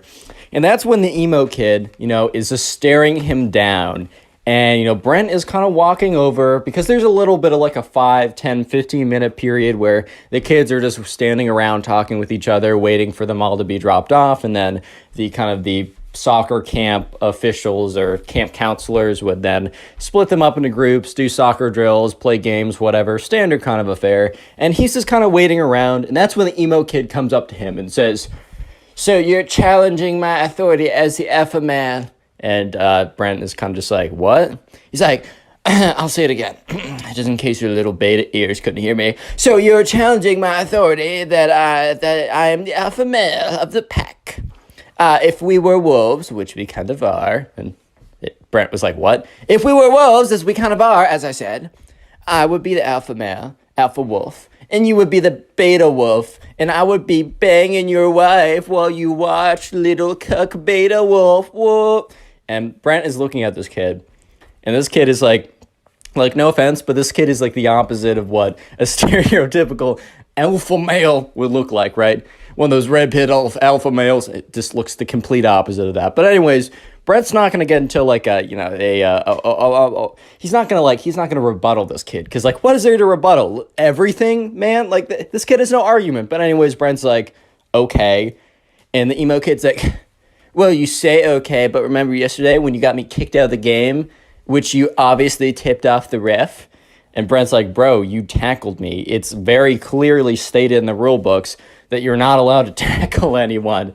How is this on me? He's like, dude, it was so clearly on you because the ref understood that I was the alpha male and I was simply asserting my dominance, bro.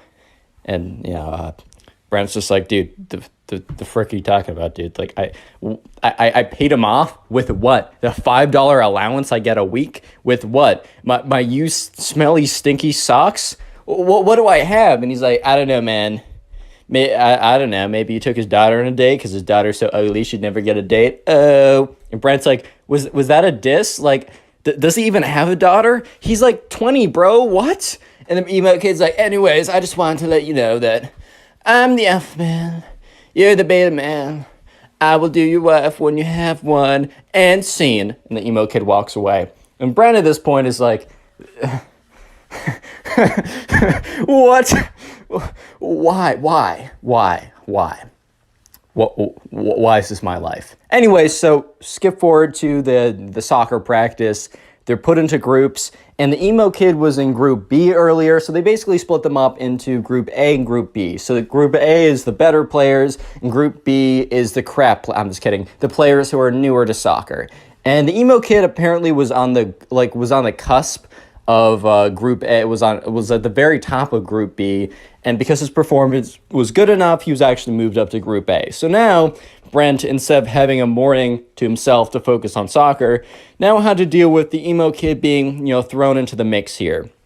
So anyways, they're doing some drills with the soccer ball, and they're kind of like kicking them around cones. You had to kind of keep control of the ball while you were running. And the emo kid, like they said, okay, line up into 3 groups. And the emo kid immediately ran behind Brent. And Brent kind of looks behind him. He's like, what? And the emo kid said, nothing, Brent. Just letting you know that I'm the alpha male here. And Brent's like, okay, fine. Let's just do the drill. So the ref blows the whistle. Brent starts kicking the ball and moving with it. And the emo kid immediately runs up behind him and trips him. He's like, oh, sorry. And the ref's like, hey. And the emo kid's like, it was an accident, I swear. And the ref's like, all right, be careful. And Brent is starting to get really angry because, if you get an injury in soccer, especially if you get a foot injury, he could be out for the entire week. I mean, this is one of his favorite camps that he has every single summer. He loves going to it. It's one of his favorite things to do. And this emo kid, for the second time in the last 24 hours, has, has gotten really close to causing him a pretty big injury.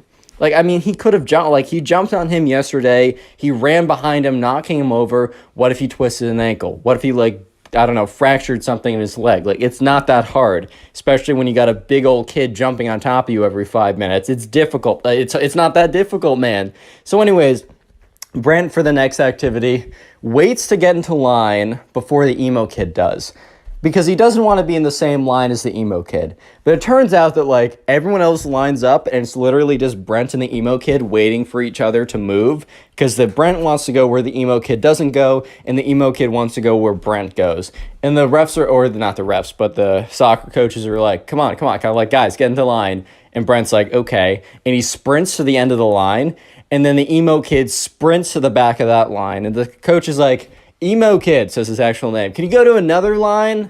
That line's too long. And the emo kid's like, okay, moves over one line. And when the coach turns his head, the emo kid literally runs back into the line with Brent again. So when the coach turns around, he's like, Wait, emo kid, I said, could you go to that line? And he's like, fine. Emo kid eventually goes to that line, actually does that. So for the rest of the soccer practice, the emo kid tried to like bump into Brent, tried to make his life difficult. Basically was just being a big butt the entire time. But thankfully, right, that nothing really happened. He didn't bump into Brent successfully again. In fact, the emo kid, most of the time when he tried to bump into Brent would do some like very slick soccer move, kind of like break his ankles, not literally, but you know what I mean. And the emo kid would like fall flat on his face because he kind of like tried to run into Brent, and then Brent sidestepped him and completely swerved out of his way. Anyways, though, things start to get a little bit more interesting because throughout the next day, Brent and Emily are talking it up. It's kind of like the known thing for the camp that like those two were kind of like the unofficial soccer camp couple. I don't know if your camps had stuff like that, but this was true for the soccer camp. And word was that like the two of them, they were gonna kiss soon. Oh my God, guys, isn't that like 12th base or something? So sure enough, right, one of these days, so like a day later, Emily and Brent are just sitting with each other at lunch. They're kind of on like a quote-unquote date or whatever. And that's when a girl comes over and sits next to them. And Emily's like, oh, this is my friend Robin. And Robin's like, hey guys, like, I just want to let you know, Emily, that the kid over there, and points to the emo kid, is planning to ask you out soon. And Emily's like, dude, I don't know that kid. I've never spoken to him in my life. And Brent's like, oh my God, I know exactly who that kid is. Emily's like, what? And Brent basically tells her the story that I told you guys for the last 13 minutes. And she's like, oh my God, he's the worst. And Brent's like, well, that would explain why he really hates me too. Because like, not just that I embarrassed him, but I've been hanging out with you the entire time. And, he probably knows that we've been talking a lot. And Emily laughs a little bit. And this is when Robin says, dude, like, I'm serious. This kid is going to come over and ask you out within like the next 24 hours. He's going to do it publicly. It's going to be really embarrassing. Everyone's told him not to do it, but he's in his own world. You got to let him down nicely though. And Brent was like, no mercy. Make him suffer. Emily's like, Brent, I'm not going to make him suffer. I don't know this kid. Brent's like, make him suffer. Emily's like, shh. Okay, I'm going to be nice. When he comes over, I'm going to be firm, I'm going to be direct, but I'm going to be nice about it, I'm going to be cordial, and life is going to go back to what it was before. So sure enough, right, Brent now realizes that the emo kid has a massive crush on Emily. And Brent also starts to think about it. When Emily says no to him, and when she starts really, hanging out with me more, and when word gets around that we kiss, because we totally are, this is in Brent's head, right, he's going to actually, like, ramp up the craziness even more than it already is. I think I'm screwed, boys. Real quick, if you made it this far into the video, comment emo down below. I'm going to heart as many comments as I can that say that. That is the secret word of the day.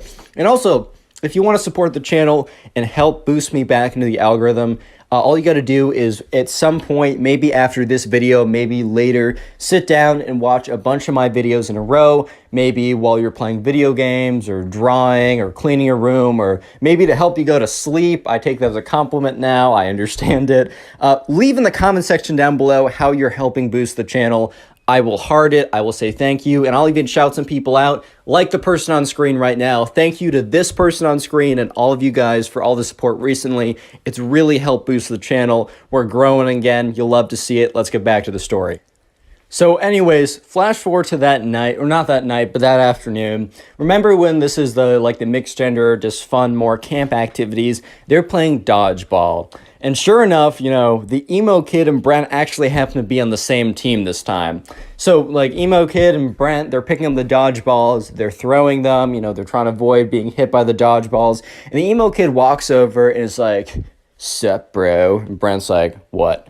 Emo kid's like, I just want to let you know that, I know that you and Emily, or you have been trying to flirt with Emily, and it's been failing horribly from my sources, at least that's what my sources said.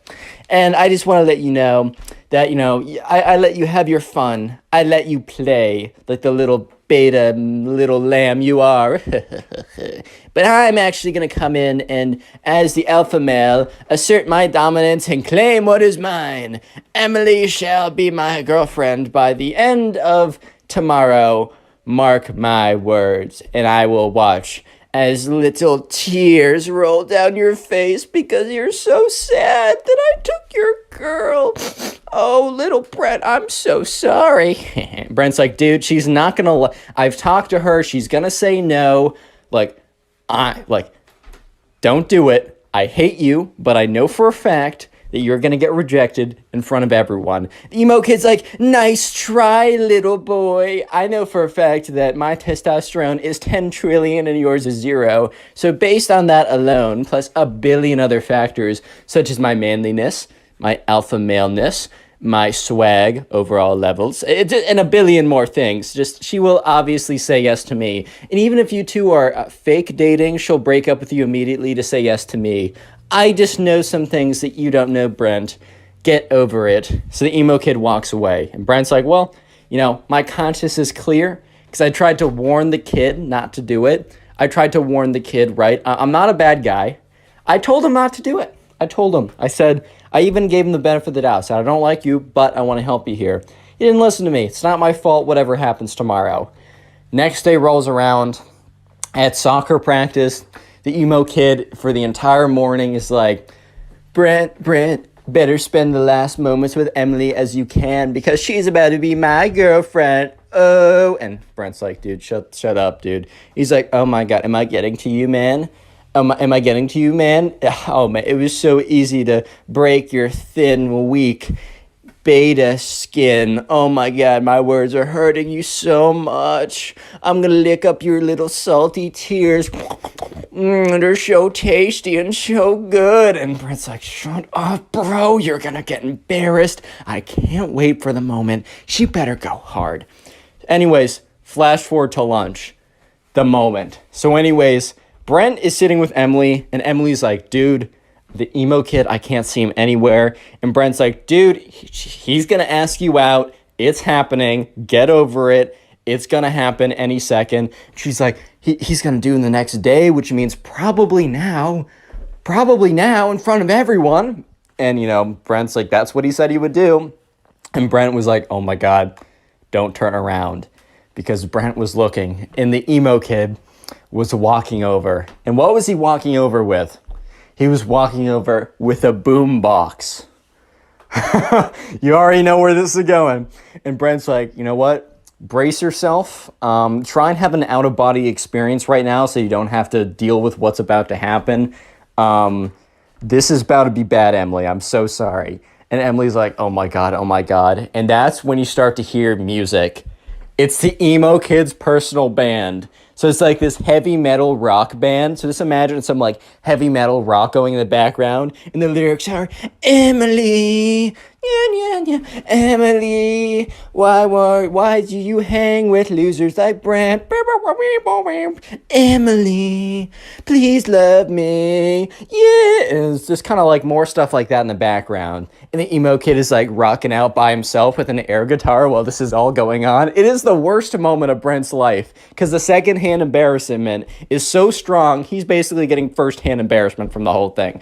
Everyone has stopped eating and turned around, including the camp counselors. They're just watching this kid bounce around with an air guitar with his like super long black bangs flying all around the place as this boombox plays one of the crappiest songs they've ever heard, terribly mixed, the worst lyrics, basically saying that Brent sucks and that she should be in love with him, and he's bouncing around, and then after 5 whole excruciating minutes, and everyone at this point is laughing and trying to hold themselves together, after 5 whole long excruciating minutes of the worst music ever and some like really bad air guitar and bouncing around, the song stops and the emo kid says, Emily, it is clear who you shall choose.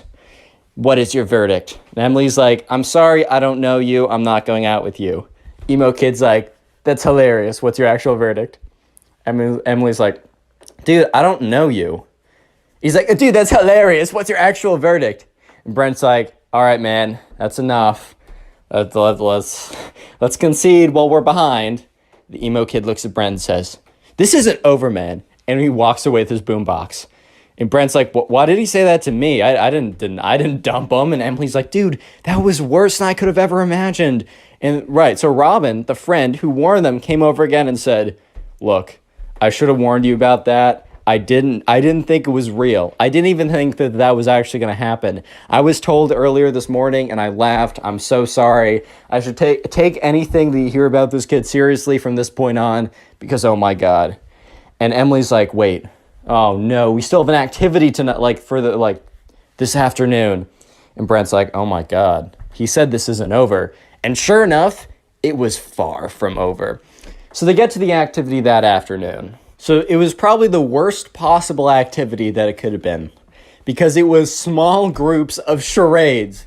They kind of ran out. They had something else planned, but since it started to rain, they had to go inside. So they're like, all right, we're going to break you off into small groups of 3, and we're going to have you play charades with each other. And at this point, like, they're like, okay, what are the odds? Brent's like, what are the odds that I'm put with? And the person says, Brent, Emily, and Emo Kid. And Brent's like, you gotta be joking, man. You gotta be joking. Apparently, right, Robin tells him this, like, later on, like, once the camp is over. Apparently, because she was talking with one of the camp counselors about everything that went down. The camp counselor said that, like, once, like, it started to rain, the emo kid went up to them and asked what they were doing. Camp counselor said, oh, we're doing small groups of charades. And the emo kid requested that his 2 best friends and him were put together in a group. So it wasn't just random, it was the emo kid. But Brent didn't know that at the time. So Brent looks at Emily, and Emily looks at Brent. And they're both basically just like, oh boy. And they both look at the emo kid, who has a massive smile on his face. So all 3 of them go away to a corner. And the emo kid's like, Emily, I might have came on too strong. And she's like, well, that's an understatement. But he's like, I will show you the truth. Brent, I challenge you to an alpha battle. Brent's just like, what's an alpha battle? Ha! You're such a beta for not knowing what an alpha battle is. Beta. He's like, an alpha battle will be proof that I am alpha and you are a weak beta. And then Emily will choose me. And Emily's like, I'm not. And he's like, wait, your heart will tell you otherwise after the alpha battle. Emily's like, okay, I'm still not going to. She's like, God, stop, silence, woman. And Brent was like, whoa, chill out, dude. He's like, you silence too? We're having an alpha battle right now. So, right, this just kind of looks like they're doing really weird charades from afar, but the emo kid is like, all right, let's form our best wolf poses. Brent's like, what? He said, form your best wolf poses, now! And emo kid, Brent's like, all right. Ooh, emo kid's like, that is the worst wolf pose I've ever seen. You were definitely not part wolf like I am. And the emo kid does this really weird pose. He's like, oh my God. I'm wolfing so hard right now. This is the most emo thing. I mean, the most alpha thing I've ever done. Oh my God. At this point, Emily's like, guys, you are both embarrassing yourselves. Emo kid is like, no, you will see that I'm the most alpha. I swear. Emo kid's like, all right, let's do it. Wrestle me. And, Brent's like, what? Emo kid jumps on top of him, just tackles him to the ground. Because he's like 20 pounds heavier, right? And a little bit taller. And Brent was completely taken off guard. He's like, bro, stop. What are you doing? And the emo kid's like, I'm out alphaing you. That's when the camp counselor comes over and says, all right, guys, break it up. Tears the 2 of them apart. He's like, all right, so we're only doing this for 20 more minutes, but it looks like you 2 can't keep off of each other, so I'm going to be joining your group. Imagine how awkward this is. It is Emily, Brent, the emo kid, and a random camp counselor. So they do normal charades, right? And the entire time, the emo kid is like sneaking in punches to Brent's arm. He's like, ow. And when the camp counselor looks up, the emo kid puts his arms behind his back. And the emo kid's like, this isn't over, man. And then the emo kid walks over to Emily. He's like, tss, tss, Emily, tss. Emily's like, what? Do you think I'm more alpha? Shut up, kid. Emo kid's like, no. Okay, I'll just be direct. Do you want to go out with me? No! And the camp counselor was like, guys, silence while I'm doing charades. And Emily's like, dude, I don't want to go out with you. How many times do I need to tell you this? Emo kid's like, but I'm definitely more alpha. She's like, that's not a real thing. So the next day rolls around. It's Thursday. And that afternoon, there's no real activity. It's just known as like the soccer dance or whatever. And during the soccer dance, there's one coveted slow song where anyone who has feelings for each other might ask for like a slow song or something. And sure enough, let's just jump to the dance because the emo kid is like being a jerk to Brent all day, but that's not anything new. And sure enough, it is the dance. And they're putting on normal songs. And Emily and Robin and Brent are all together like, dude. And Robin's like, dude, the emo kid is definitely going to try and get that slow song with you. Like, Brent, you got to swoop in right away. Because at this point, Brent and Emily were like unofficially a thing. They're only at camp for a week. So they're not going to make like a long-term relationship. Let's have kids, baby. Okay. You know what I mean. But sure enough, the slow song comes on. And Brent's like, oh my God. And Emily's like, quickly. And you can see the emo kid sprinting from the other side of the room. So Emily and Brent quickly like get together in the slow song, kind of like whatever. And Emily's standing there and she feels Brent being ripped off of him. And the emo kid grabs Brent, rips him off Emily, and tackles him on the ground. And this is where the camp counselors are like, oh, okay, foul play. They go in, they grab the emo kid, and they like run a, like, they take him off. They're like, all right, buddy, this is like your third strike and you are out. So they call up the parents of the emo kid. They say, your son can't come tomorrow. He's like fighting this one kid again and again and he won't stop. And so sure enough, the emo kid was picked up, taken away, and Brent and Emily finished off with the slow song together. The next day rolls around. It is Friday. It is only a half day where basically the parents come and watch a little like soccer presentation that all the kids have done. And by the end of it, right, most people are packing up. Brent and Emily are gone. And you remember the friend Robin from the beginning? One of the camp counselors and Robin were like friends or whatever, or like friendly. And the camp counselor's like, do you happen to know about that like emo looking kid? Like, do you happen to know what was up with him? And Robin's like, do I have a story? Click on the video on screen right now. You? I know you'll enjoy it. Just click it. Do it. Leave a like on this video and I'll actually give you nothing at all. No, but what's up, guys? Welcome back to a brand new story. And just imagine you're chilling with your girlfriend. Life is awesome. You stare into her eyes lovingly, and then all of a sudden, this emo kid walks in and says that you must fight him to the death to decide who gets your girlfriend. And at that moment, you seriously just sit there and question your life choices. That is the story I'll be telling today. So sit back, relax, subscribe if you're new, and let's just jump right into this story. So we're going to call a subscriber who submitted the story James. So anyways, there was a kid in James's class who we're going to call the emo kid. He kept to himself. He wore crazy makeup and the dark clothing and whatever.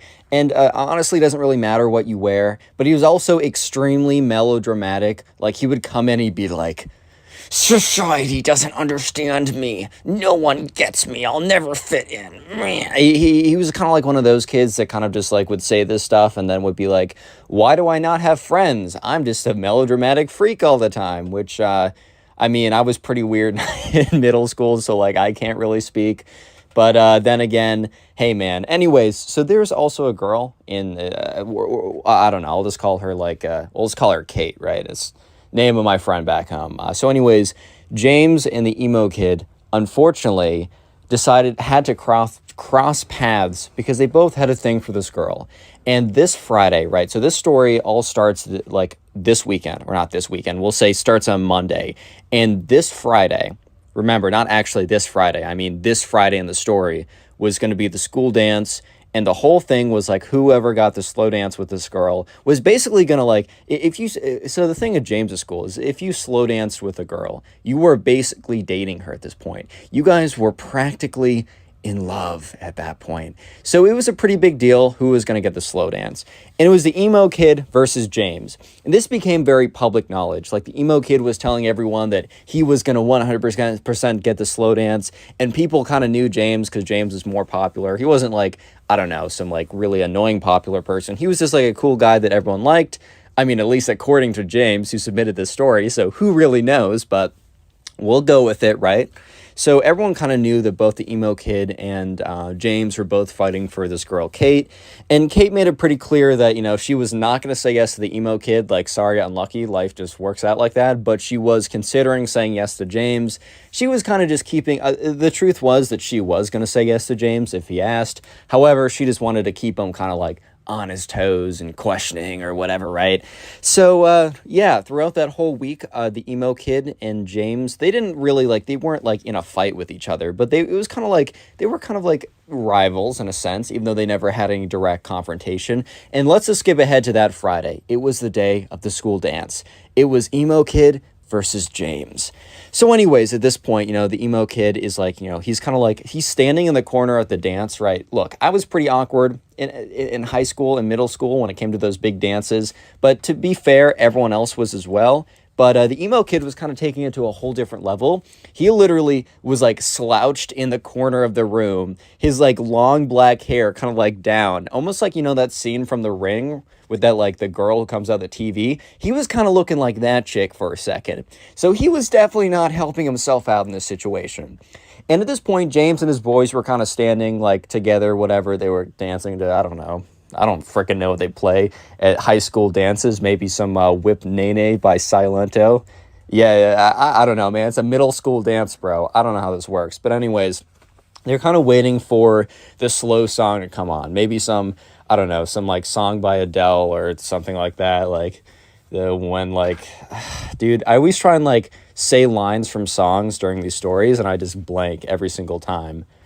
But anyways, yeah, so they're all kind of waiting around there, and it was, eventually, the slow dance song came on. And remember, you might be thinking, oh man, who cares? It's just like a slow song. No. What you have to understand is the slow song meant everything to these kids. Like, the slow song, basically, if you had a slow song with some girl, because remember, they were in middle school, this was like 7th, 8th grade, so probably the farthest you ever went with a girl was, like, slow dancing, or maybe holding her hand, if you were, like, crazy, because, if you hold a girl's hand for too long, there is a chance you get her pregnant. So definitely not misinformation from the Connor Pugs channel.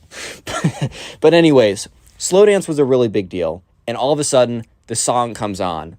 And the thing was, right, the emo kid was too busy kind of like sulking about society in the corner of the room to react quick enough. So James was like, all right, bro, like that guy's playing himself. I'm going to go in. So James very quickly goes in. And boom, he gets there, goes up. He's like, hey, like, Kate, like, can I have this dance? And she very happily says yes. Because she said, like, oh, I don't know if I'll say yes. She knew. She was bluffing the whole time. And James kind of felt pretty confident about it. And even though she said, I don't know, he was pretty confident because her friends were like, yeah, dude, she's totally bluffing. Like, I hate to expose my friend like that, but she definitely has a thing for you. You're chilling. You're in the green. So anyways, James goes in, he feels pretty good about the whole thing, but let me just say that the emo kid eventually looks up, and then he sees this, and the emo kid is not having it. So he does something pretty insane, so strap in and definitely prepare for the cringe. If you have your cringe seatbelt unbuckled, I'm actually going to fine you for your own safety. So yeah, go ahead and buckle that cringe seatbelt, because there was like a DJ station and there was like a guy who was like DJing, quote unquote, and there was like a microphone. So like the DJ could say like, hey, like 20 minutes till the dance is done, or get ready for this hype song or whatever. And other than that, he was really just a Spotify playlist. He just edited the Spotify playlist, right? However, the DJ let the Spotify playlist run on autoplay or whatever, and he went to the bathroom. So the emo kid ran up to like the spot or whatever. He grabs the microphone. He stops the music. First of all, he goes up to the Spotify, clicks pause on the music, and screams into the microphone, "Wait!" And everybody turns around. Everybody turns around and they look at this kid. And they're all kind of like looking at this emo kid who's standing at the front of the room with like the microphone. He picks it up. He's like, Kate, no. So at this point, everyone's kind of looking at this kid like, oh my God. Because they all knew that like he wanted to have the dance with Kate, but like James obviously got it. So they were like, that's tough, man. Like life sometimes doesn't work out the way you want it to. Like that's just unfortunate how that goes. However, he goes up there and he's like, he goes in the microphone, like he says, wait. And everyone turns around. The music is off. He's like, Kate, may I have this dance? And everyone's so confused because first of all, he turned off the slow song in the middle of the song. And also, she was already dancing with someone. And instead of just going up to her, he makes a massive scene in front of everyone, grabbing the microphone and screaming into it, saying like, will you have this dance? And the thing is, right, it's caused enough commotion that the guy, like the DJ that was hired, ran back. Because I think he was supposed to be there the whole time, but he needed to like rip a piss or something, so he needed to go. And he runs back over. He's like, give that back to me. He like snatches it out of the emo kid's hand. He's like, sorry for the interruption, guys. Turns the music back on, like starts like not cursing out this kid, he's a middle schooler, but being like, dude, what do you think you're doing? You can't just like come up here and take this stuff. Like, if you do this again, I'm going to tell your teachers and you'll be in big trouble. Or, I mean, I don't know how much trouble a hired DJ can get you in, but, you know, the emo kid returns to his corner and literally just sits down, just slumps into the corner of the room, which James felt kind of bad. He felt a little bit bad because, like, James has definitely been in that position. I say that very kind of liberally because James has not actually been in a position where he grabs the microphone at the school dance, stops the music, and asks the girl out unsuccessfully. He hasn't specifically been there, but he's definitely been in a situation where it just hasn't gone his way. So he feels bad, man. You know, feels bad, man. You hate to see it. But, yeah, anyways, James, like, continued on with the slow... I mean, he's not going to stop his life because this kid has an unlucky moment. Like, that's tough. So, yeah, you know, while I will say there was kind of an awkward moment because while, like, James is, like, slow dancing with Kate, he kind of, like, turns around. Like, they kind of, like, turn around so James is facing the emo kid. And he just looks up, and the emo kid is staring at him with, like, the creepiest, most stalkerish, most scariest stare he's ever seen. Because the emo kid is slumped over, like, the girl from The Ring, right? And is just, like, staring right at him. His, like, long black hair, like, covering most of his face besides his eyes, and he's like slumped over too, like kind of like crouching over like an old guy with a cane or something but without a cane. And James is like, hey, do you mind if we turn like 45 degrees this way or 90 degrees this way? Thank you, that's much better. So he doesn't have to see him anymore. Or actually, let's do a whole 180. I mean, he didn't ask for a 180 because he didn't want like Kate to be making eye contact with him either. But yeah, so that was a bit of a tough situation. However, you might be thinking, well, I mean, at this point, reasonably, the emo kid must have realized that this just wasn't his day, and he must have just, like, given up, which he's already embarrassed himself. Like, he probably gave up after this point. And while that would be pretty fair for you to believe, that was unfortunately that was just not what happened, because the emo kid would continue. Let me just say that the emo kid thought that if he had a sword fight with James, that he would be able to win the honor of his lady. I'm not even kidding you. Real quick, if you made it this far into the video, comment emo down below. That'll be the secret word of the day. I will try and heart as many of those comments as I possibly can. And also, if you want to support the channel, the best possible thing you can do is just watch this video throughout the entirety of this video, and then afterwards, if you could watch some of my old videos, that helps more than you can ever imagine. Please go in the comment section and tell me how many of my old videos you've watched today or this week. I'll heart it and say thank you because it helps me out more than you can ever imagine. Anyways, let's go back to the story, because the emo kid is not done. In fact, he is far from being done. So what happened after the school dance? Like, over the weekend, James actually met up with Kate. They went to, like, go get dinner together, and that's when they officially started dating, whatever that means in 8th grade, which means, oh my god, they're gonna sit together at lunch. Oh my god, dude, that's crazy, right? But anyways, so James officially starts dating this girl. Word gets around really quickly, and eventually the emo kid, I'm pretty sure at this point the emo kid would have known, but by his next actions, it's not super clear. So that Monday is the first kind of like lunch day that Kate and what's his name, James, are going to be having their first real at-school lunch date, which is a pretty big deal for the 8th graders there. Obviously, it's not that big of a deal in general, but hey, man, let them have their fun. And so, yeah, he sits down, like, he finds Kate, they sit down, and they're at a table by themselves, and, like, people are looking over and talking and be like, ooh, someone's dating, whatever, right? And, however, James, you know, Kate is facing away from the door, but James is facing the door, and James sees the door open up, and he sees the emo kid walk in, and James is like, this is tough. Because James feels bad. He legitimately feels bad because, I mean, if the roles were reversed, he would feel bad, like, seeing the girl that he really liked a week ago sitting with the guy who was low-key his, like, enemy rival on a date. Like, that would be tough to see. And James started to feel a little bit worried when the emo kid starts to approach him, right? Starts to approach him. And, yeah, so the emo kid walks up to their table. And at this point, Kate also realizes that someone's walking up, so she turns around. And the emo kid walks up and doesn't look at James. He's not paying any attention to James. He's actually acting as if James doesn't even exist at this point.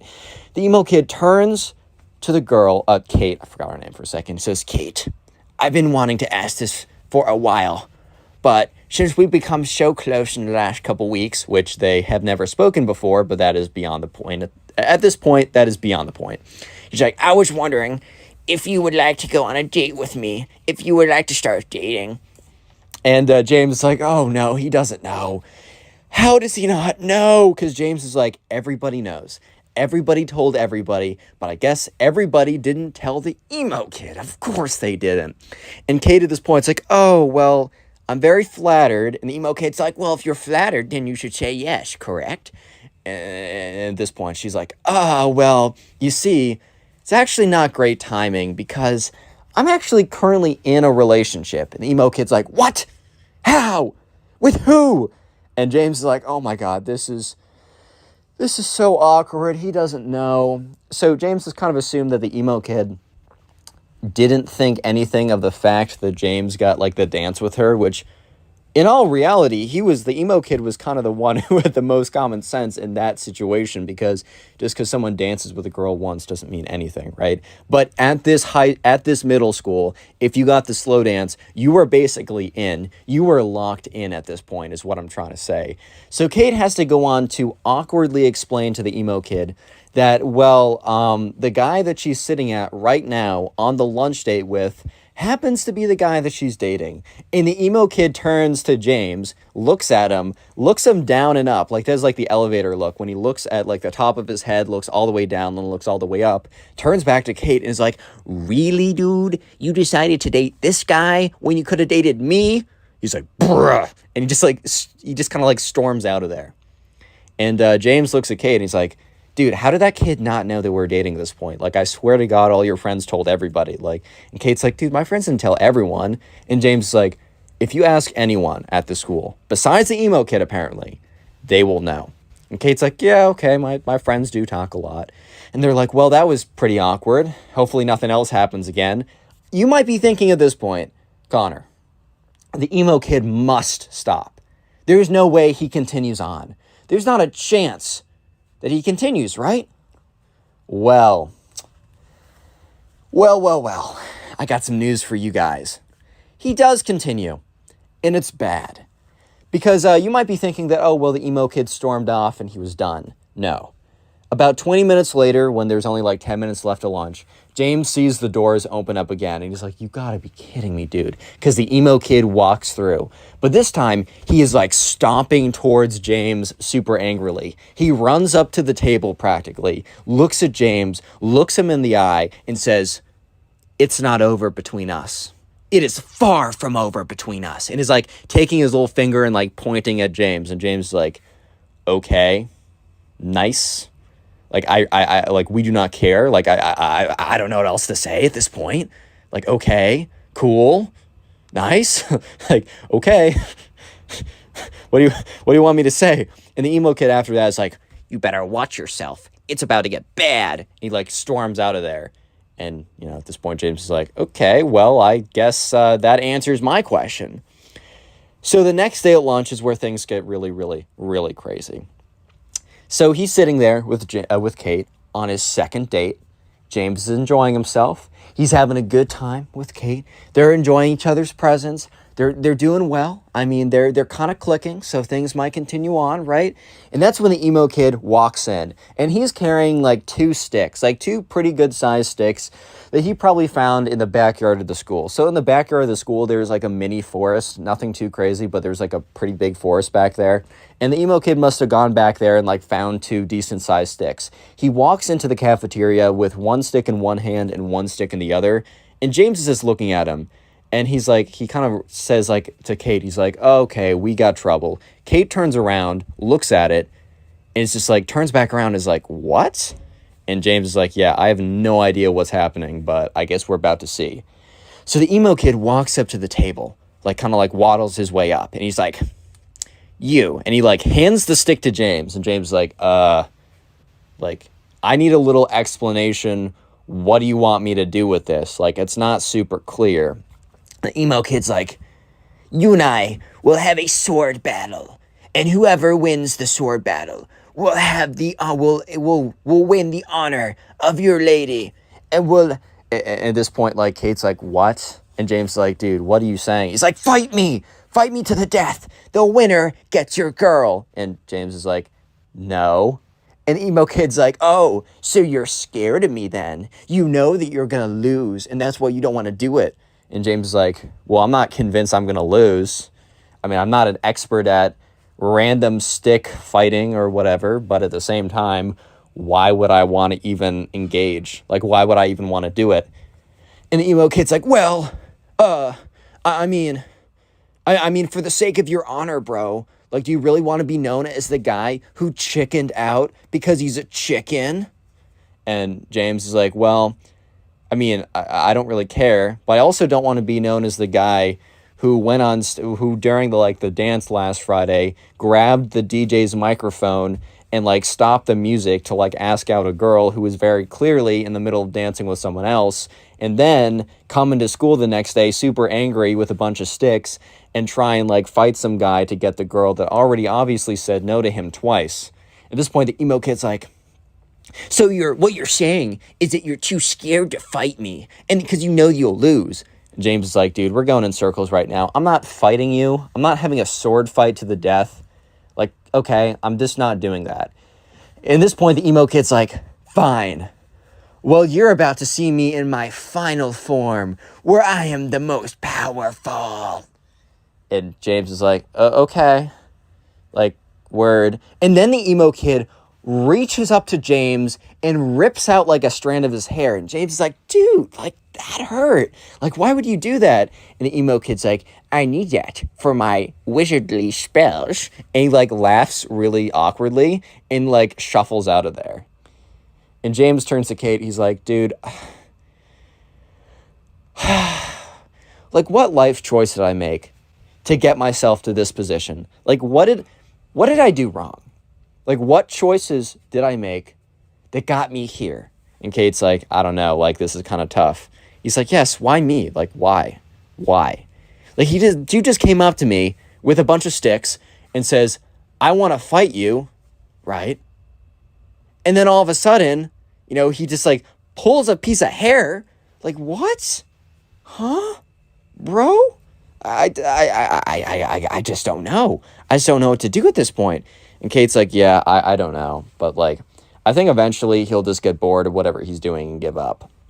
So anyways, next day, it is lunch. Lunch once again. And James comes in and he finds Kate. And he's almost they sit down. And he's almost he's really stiff. He's not talking that much. And Kate's like, are you good? Is everything okay?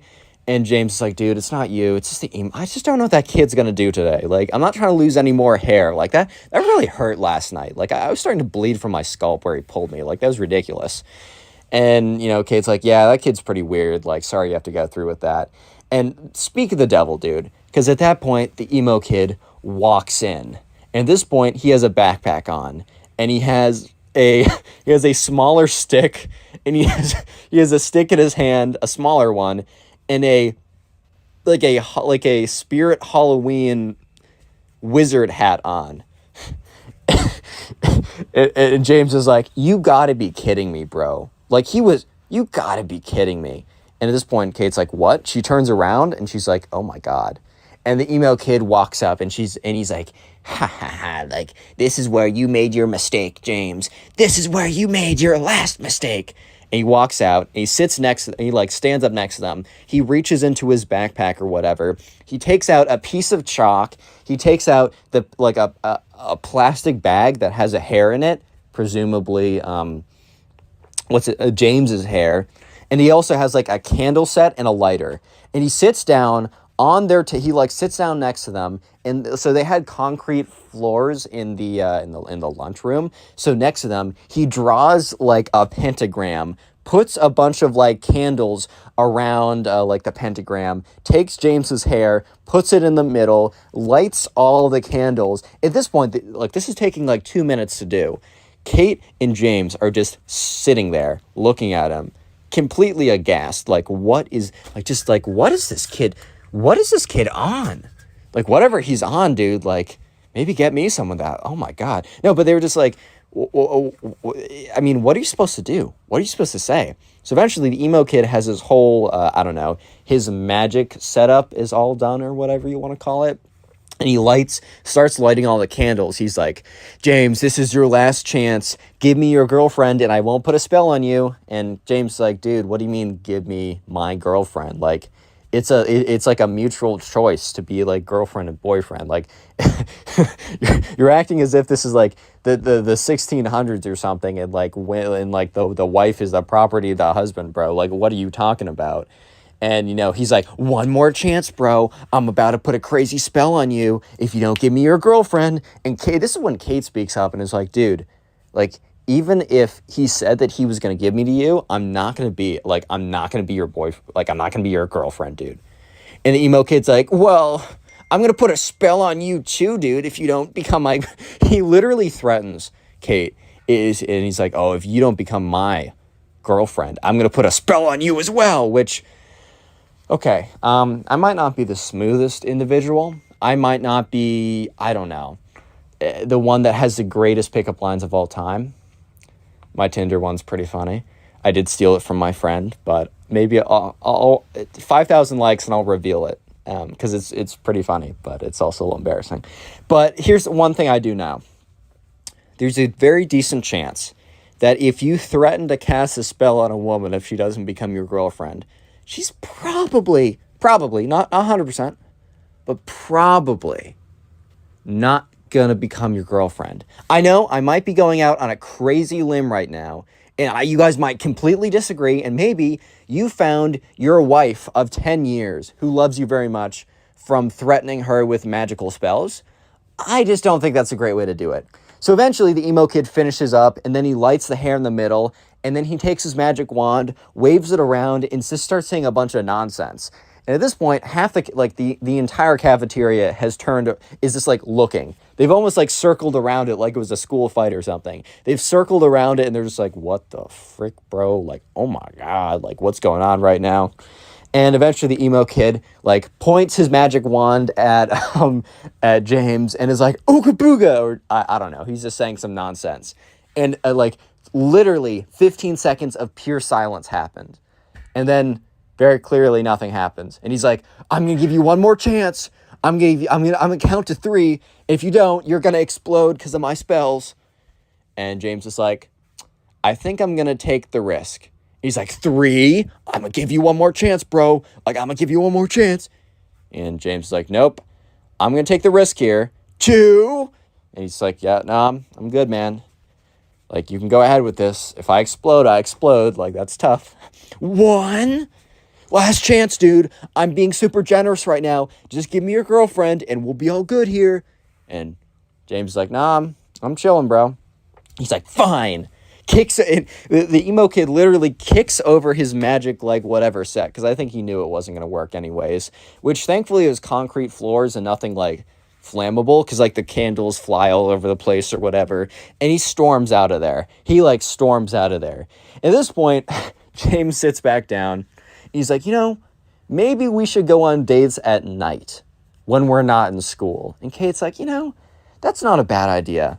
So the next day, Kate and James actually don't sit together at lunch. They sit separately. So they decide that if they're going to like do anything, at least for a little bit, to do it outside of school, like after school or at lunch or something like that. But the emo kid once again comes up to James, and James is like, oh my God, dude, like, what? What now? And the emo kid, like, he literally goes on one knee and, like, kind of, like, presents, he's down on one knee, puts his head down and says, like, I concede the battle, you win.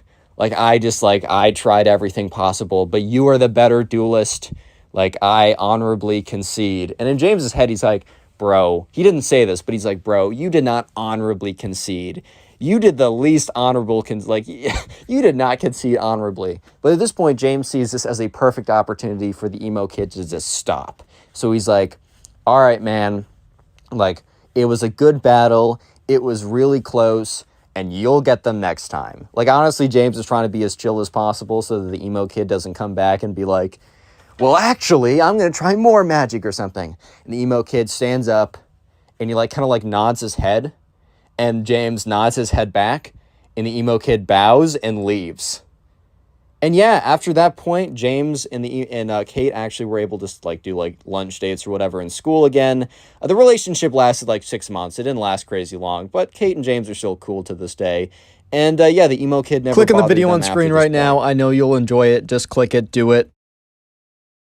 How's it going, everyone? I hope you're having a great day, because today I have probably the craziest emo kid story I have ever received to date. I'm not even kidding. So sit back, relax, grab something to eat, grab something to drink, subscribe if you're new to the channel, and let's just jump right into it. We're calling today's subscriber Ty. So anyways, Ty was going off to camp, and this was his first time doing an overnight camp, so he was a little bit nervous, and it was kind of like a wilderness-based overnight camp, but they were mostly in cabins. Ty's parents did it before, and they actually met at this camp, so they were really pushing for Ty to go. But the summer before, he just said that he, wasn't ready and was going to do it the next year. And of course, the next summer rolls around, and Ty's like, oh my god, I said that? So sure enough, Ty and his parents ship him off to this camp. Ty's a little bit nervous about it, but they say, hey man, it's going to be good for you. Trust me. Like, I know it's scary, but you just got to do it.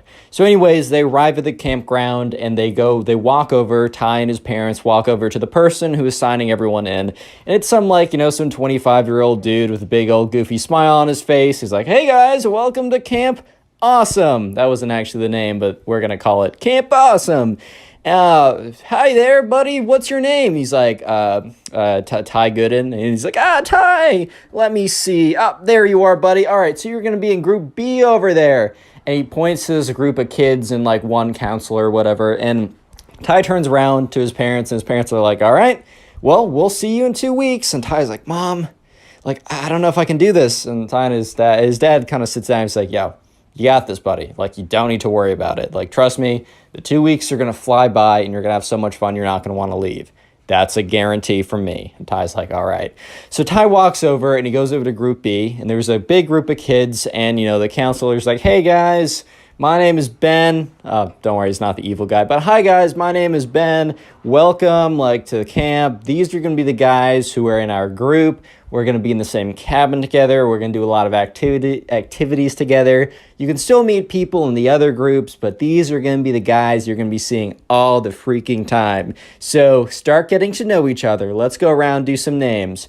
And so they went around and did some names, and Ty was just kind of observing, all right, well, that person seems kind of cool and whatever, oh, we have that in common.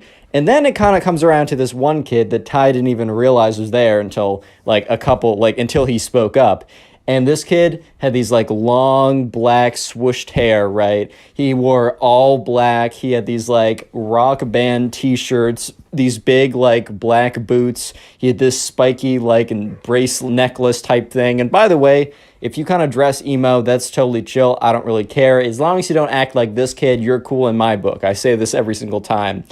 And this guy was kind of just known as the emo kid, and since I don't want to give him a name because I will forget it and then it'll be very awkward, but we're just going to call him the emo kid from this point on. And Ty didn't think anything negatively. He was just like, oh, this guy really does put a lot into the way he dresses, and he definitely dresses with a lot of character. Ty legitimately had no ill will or feelings of just ew, this guy's dressing different than me, or anything like that. It was just an observation. And so later on, they have they go to dinner together as a group, and then afterwards they have the welcome to camp ritual, whatever. They all sit around a big campfire, and they're inaugurated in the class of 2015 or whatever. I don't know. This took place a little while ago. But anyways, right, it's finally time for them to go back to their cabins to figure out which bunks they want, etc. like that. So anyways, right, they get back there, and they're just the counselor dude who is their group B counselor, right, who's also sleeping in the cabins with them, is like, well, just to make sure that no one feels left out, we've already assigned bunks to everyone. So he said, all right, Ty, you're in bunk A. He says, so-and-so, you're in bunk B. So-and-so, you're in bunk D. And then in bunk D, which they're in kind of quads of 4, or they're in kind of groups of 2, but they're bunk beds, so it's 4. So in Ty's group of 4, the 4th one was the emo kid. So the 4 of them walk over. They go in their bunks. The camp counselor says, yo, if you really want, you can talk to your bunkie about being top or bottom. Doesn't really matter. lol. Doesn't really matter. And so sure enough, Ty and his bunk they didn't really care. Ty was on the bottom. He didn't really care. But anyways, flip over to the emo kid. And the emo kid is like, with this guy, and we're going to call this guy Benjamin. It's a throwaway name, but Benjamin was his bunk. And, the Benjamin is like, hey, do you mind if I have the top? And the emo kid is like, no, I must have the top. I must keep watch at night. And everyone just kind of went silent in that group of three. They're like, or group of four. They're kind of like, and Benjamin's like, all right, man, that's fine. Bottom bunk's cool with me. He's like, good. You have made a good choice, because I will watch over us at night. I have spoken. And everyone's like, okay, a lot of character in this guy. Funny guy. Anyways, things seem pretty normal until, it's time for them to go to bed. So anyways, they go and they brush their teeth and then they get into bed and the camp counselor guy comes around and is like, all right, group B, section A, or whatever you want me to call you guys. Let's call you the A squad. Yeah, we're going to have a lot of fun in the next 2 weeks. Just make sure no leaving the camp or no leaving the cabin overnight. Make sure that, you follow any rules that, we ask you to. Be nice and, like fair to everyone and just, have fun. Anyways, good night, guys. And he walks out of there. And so, the lights are turned off and they were Ty in his top bunk and also Benjamin across from him. They were talking for a little bit and the emo kid didn't really join in. He was just sitting cross-legged, but kind of sitting very stiffly. So he was very much not going to bed. And eventually they were like, all right, I'm tired. Good night. And they all kind of go to sleep at that point. And about 20 minutes later, Ty has not fallen asleep because he's still feeling a little weird. He's in a new environment. It's dark or whatever. He's a little bit scared. He's a young kid, whatever. He hears rustling, right? And that's when he hears steps, right? And he realizes that the steps are coming from across from him, and it's coming from the top bunk across from him, meaning the emo kid, is starting to walk down the bunks. He's like, all right, well, there's nothing too weird with that.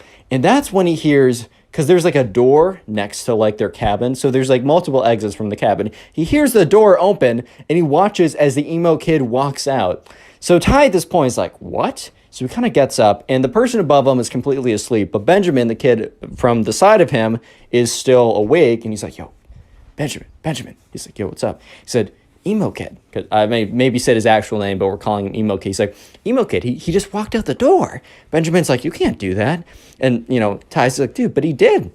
So anyways, they both get up, and they both look out the window, but they're trying to do it stealthily so that they're not caught, right? And they see the emo kid literally just standing there looking into the moon. It is the creepiest, weirdest thing they have ever seen. Because the kid is just literally freaking standing there, bro. He's just standing there observing the night sky. And they're all like, oh my God, dude, that's freaking weird. What is going on right now? And, sure enough, Ty and Benjamin were like, all right, this kid is a little strange. Make sure he doesn't, strangle us to death or something in our sleep. I'm a little freaked out. And that's when the emo kid, out of nowhere, does a 180-degree turn and turns right looking at the window. Ty and Benjamin quickly jump down there, like, oh my God, do you see us? Do you see us? Do you see us? So, Ty starts to look up. He, peeks a little bit into the window and quickly goes down because he sees the emo kid walking towards the window. And he's like, dude, Benjamin, he's walking towards the window. He's like, crawl back to your bunks. So they both crawl out of sight of the window and they crawl into their bunks. And it's dark enough in the room for them to do this without being super obvious. And they're both in their bunks. And Ty turns around under the sheets, right? And he peeks out, and the emo kid is literally standing right with his nose up against the window, looking in. And he's like, oh my God, this kid's insane. Anyways, emo kid walks back in quietly, goes up the stairs again, and sits in the bed and supposedly goes to sleep. Ty doesn't fall asleep for another hour afterwards, but eventually he opens his eyes to the camp counselor being like, Ty, come on. We're going to be late. And Ty's like, oh my God. And everyone else is like, yeah, you slept in, man. Actually, everyone in this bunk besides emo kid slept in. And that was because everyone was so freaked out that they couldn't go back to sleep. But anyways, first day activities. They go outside, And during the day, they don't totally have to stick with their group. They're actually assigned to random groups. However, a lot of people in the random group will be from their group because they're just trying to make friends within the group. So, and they also go to meals together. So like lunch or dinner or whatever is together. And so anyways, the first activity of the day is not with the emo kid. It is actually like kayak / canoe or whatever, either or, one of those two. And, you know, Ty has a lot of fun. And they go back to dinner or lunch, sorry. They go to lunch as a group together. And Ty's, you know, talking about what he was doing. And the counselor kind of went around the table and was like, oh, so Ty, what did you do? And Ty explains, oh, so Benjamin, what did you do? Benjamin explains, oh, so emo kid, what did you do? And he was like, you know, I prayed to the overlord. And they're like, oh, haha, I don't remember that being an activity. Emo kid's like, it's not. It's necessary. And he's like, okay. Anyways, guys, so I'm going to read off the people in your next activity because the way it worked was at meals. So at breakfast, the camp counselor read off what group everyone else was in for activities. And then at lunch, the camp counselor read off what people would be in for the afternoon activities. And so the camp counselor was like, oh, so Ty, Benjamin, and emo kid, you're all going to be in the group 7 or whatever. And that happened to be like something with like wood tool making or something kind of cool like that. So anyways, after lunch, they all head in that direction. And Ty and Benjamin are like walking together. However, the emo kid, it's not like they were walking away from him, but the emo kid intentionally stands like, or like walks 10 feet behind them, never breaking the distance. Like they always have 10 feet between them and the emo kid never breaks it. And he kind of walks weird. He walks very stiffly, yet he's kind of like propped forward at a 30-degree angle. His arms shoot like straight down, and he kind of waddles a little bit like a penguin. But it's very intimidating and very weird. And Benjamin kind of whispers like, Ben, I can feel his eyes in the back of my head. Or not Ben, but Ty, I can feel his eyes in the back of my head. Ty's like, dude, Benjamin, I know. So anyways, they get there.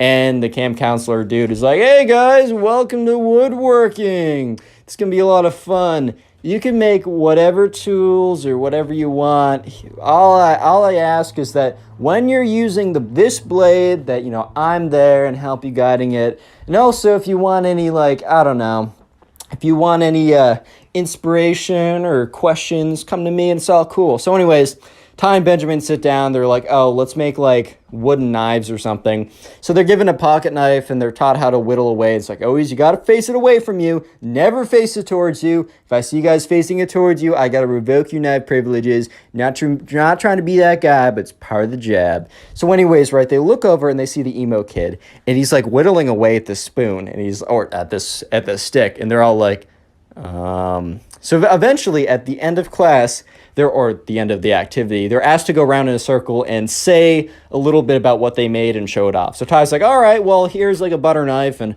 didn't turn out that well. And everyone laughs a little bit. And the camp counselor's like, dude, it's fire. That's your first time. Don't even worry about it. Eventually comes around to the emo kid. And the emo kid is like, whips out this like almost perfectly whittled. Like this is like really professionally well done. And the camp counselor's like, wow, what is that? He's like, this is a wand for my warlock activities. Nobody better cross me now that I have access to my most powerful weapon of a wand. And everyone was like, what?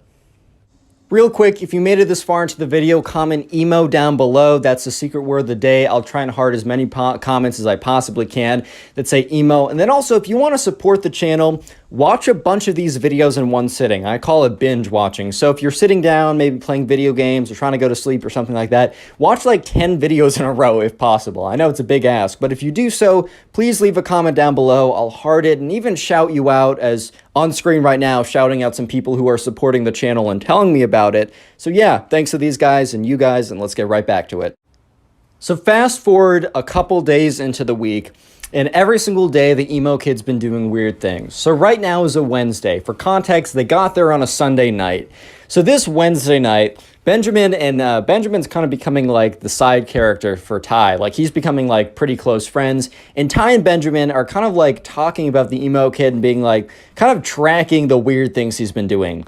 But tonight is one of the weirdest things he's done. So once again, Ty and Benjamin have been noticing that the emo kid has been going outside every single time, like 15 minutes after they go to sleep. So Ty and Benjamin, they both get in bed, and when the lights are turned off, they wait about 15 minutes, and sure enough, the emo kid gets out of bed and walks down the steps. And he walks outside, and he walks to kind of this like big forest clearing. So Ty and Benjamin, they both walk over, and they both look up, and they look out of the window.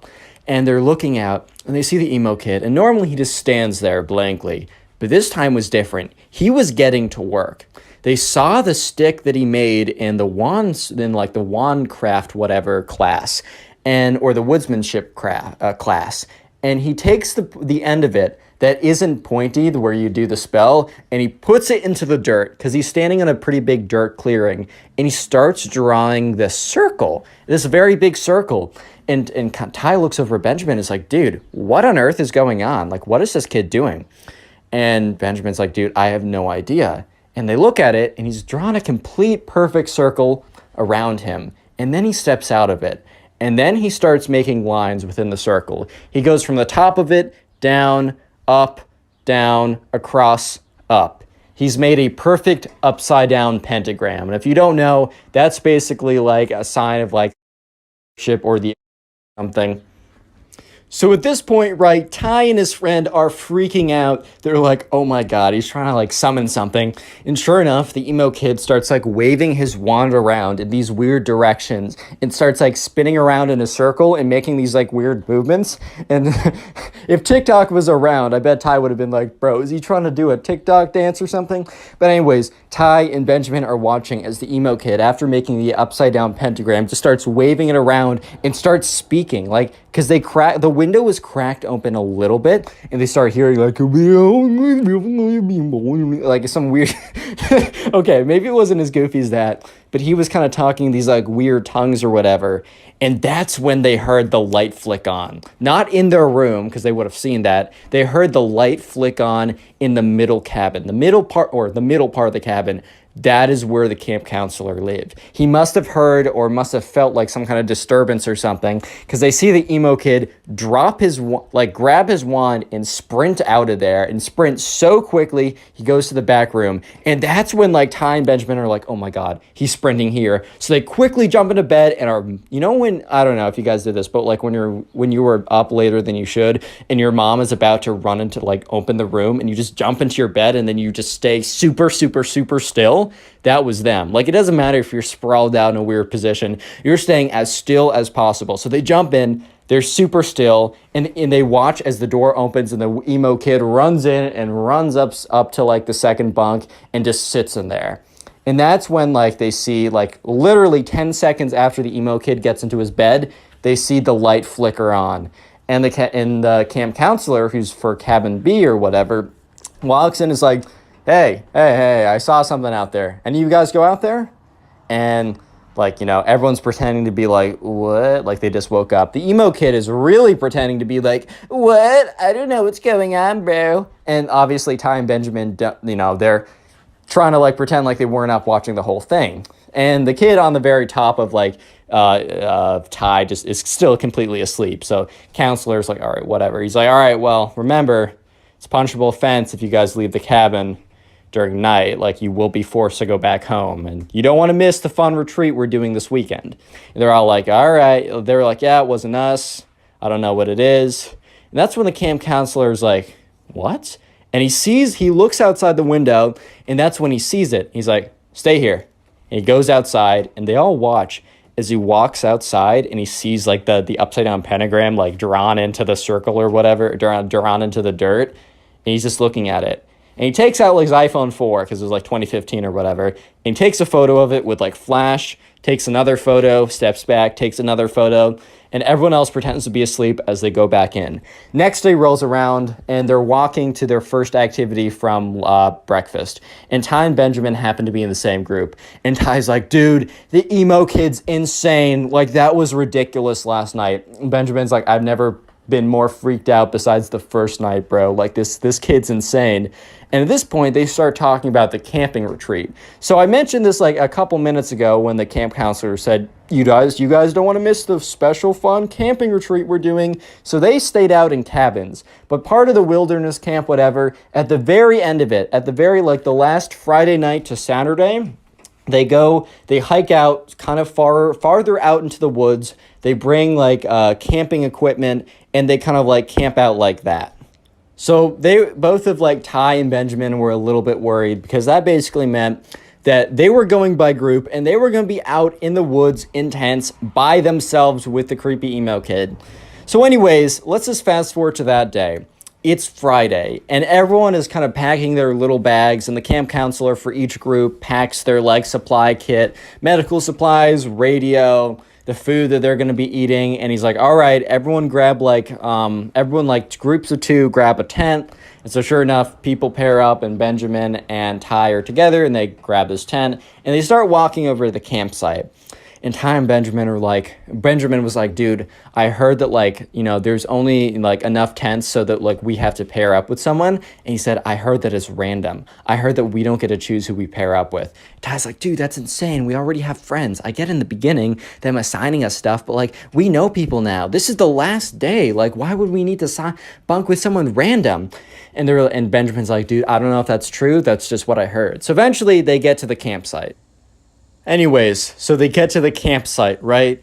And, they set up their they sit around a bunch of logs. So they light a little fire and they have baked beans in a can or something. Then they also go out and they clear the land to put down the tents. They all set up a bunch of tents in the group of 2 that they carried it over in. And Ty at this point is thinking, all right, we're good because I'm going to be with Benjamin because, we're in groups of 2 already. Why would they need to reassign us groups? And so once again, they were asked back to the campsite, or not the original campsite, but the little campfire they made. It's getting kind of late, and the camp counselor's like, all right, guys, time for me to assign you your bunk mates or your camp tent mates. And Ty in his head is like, no. So Benjamin and so-and-so, so-and-so and so-and-so. And when there's that one guy you don't want to be with or something like that, and you're being assigned in a list, and you don't hear your name, but you also don't hear his name, and the number of combinations starts getting smaller and smaller and smaller, and you start freaking out. Well, this is what was happening to Ty until he realized that he was doomed before, the words were even said, because the camp counselor went through the entire list, but he didn't say Ty's name or the emo kid's name. And that's when the camp counselor said, Ty and the emo kid, obviously said his real name, but you know what I mean. And Ty was just like, oh, I'm not going to make it tonight. I'm not going to survive. I better write some some letters to my mom saying I love you because I'm not making it tonight. Oh my God. And Benjamin is just staring at him and afterwards walks up to him and says, hey, if you need help, we got to come up with some kind of signal. So Ty's like, okay, I'm going to I'm just going to run out of there, and I'm going to run over to, no signals, no nothing. I'm running over to your campsite if anything happens. And Benjamin's like, all right, that's totally fine, man. So anyways, Ty goes up to the emo kid's like, so, looks like we're bunking. And the emo kid is like, interesting. And Ty's like, yeah, man. He's like, well, I guess you're one of my more favorite mortals that I know. And Ty's like, yeah. So they both put down their sleeping bags in this kind of very cramped tent, and Ty's just sitting there okay, and they have this kind of light, and it's one of those battery powered lights, and the emo kid's like, good night, Ty, and turns it off, and Ty's starts completely freaking out. He's like, okay, I can't see anything, but we're okay. And that's when he hears the emo kid stand up. And Ty's like, no. And the emo kid is standing above him. And he's like, all right, well, maybe I should just accept my destiny. And that's when the emo kid, instead of striking him over there with a rock or something, just leaves. He opens up the camp tent and walks out. And Ty is like, what? So Ty kind of gets up and he looks out and he sees the emo kid. And the emo kid is standing, or is crouching on all fours, and then he starts howling to the full moon. He's like, hey! But it's a really weird howl, and Ty's just like, what?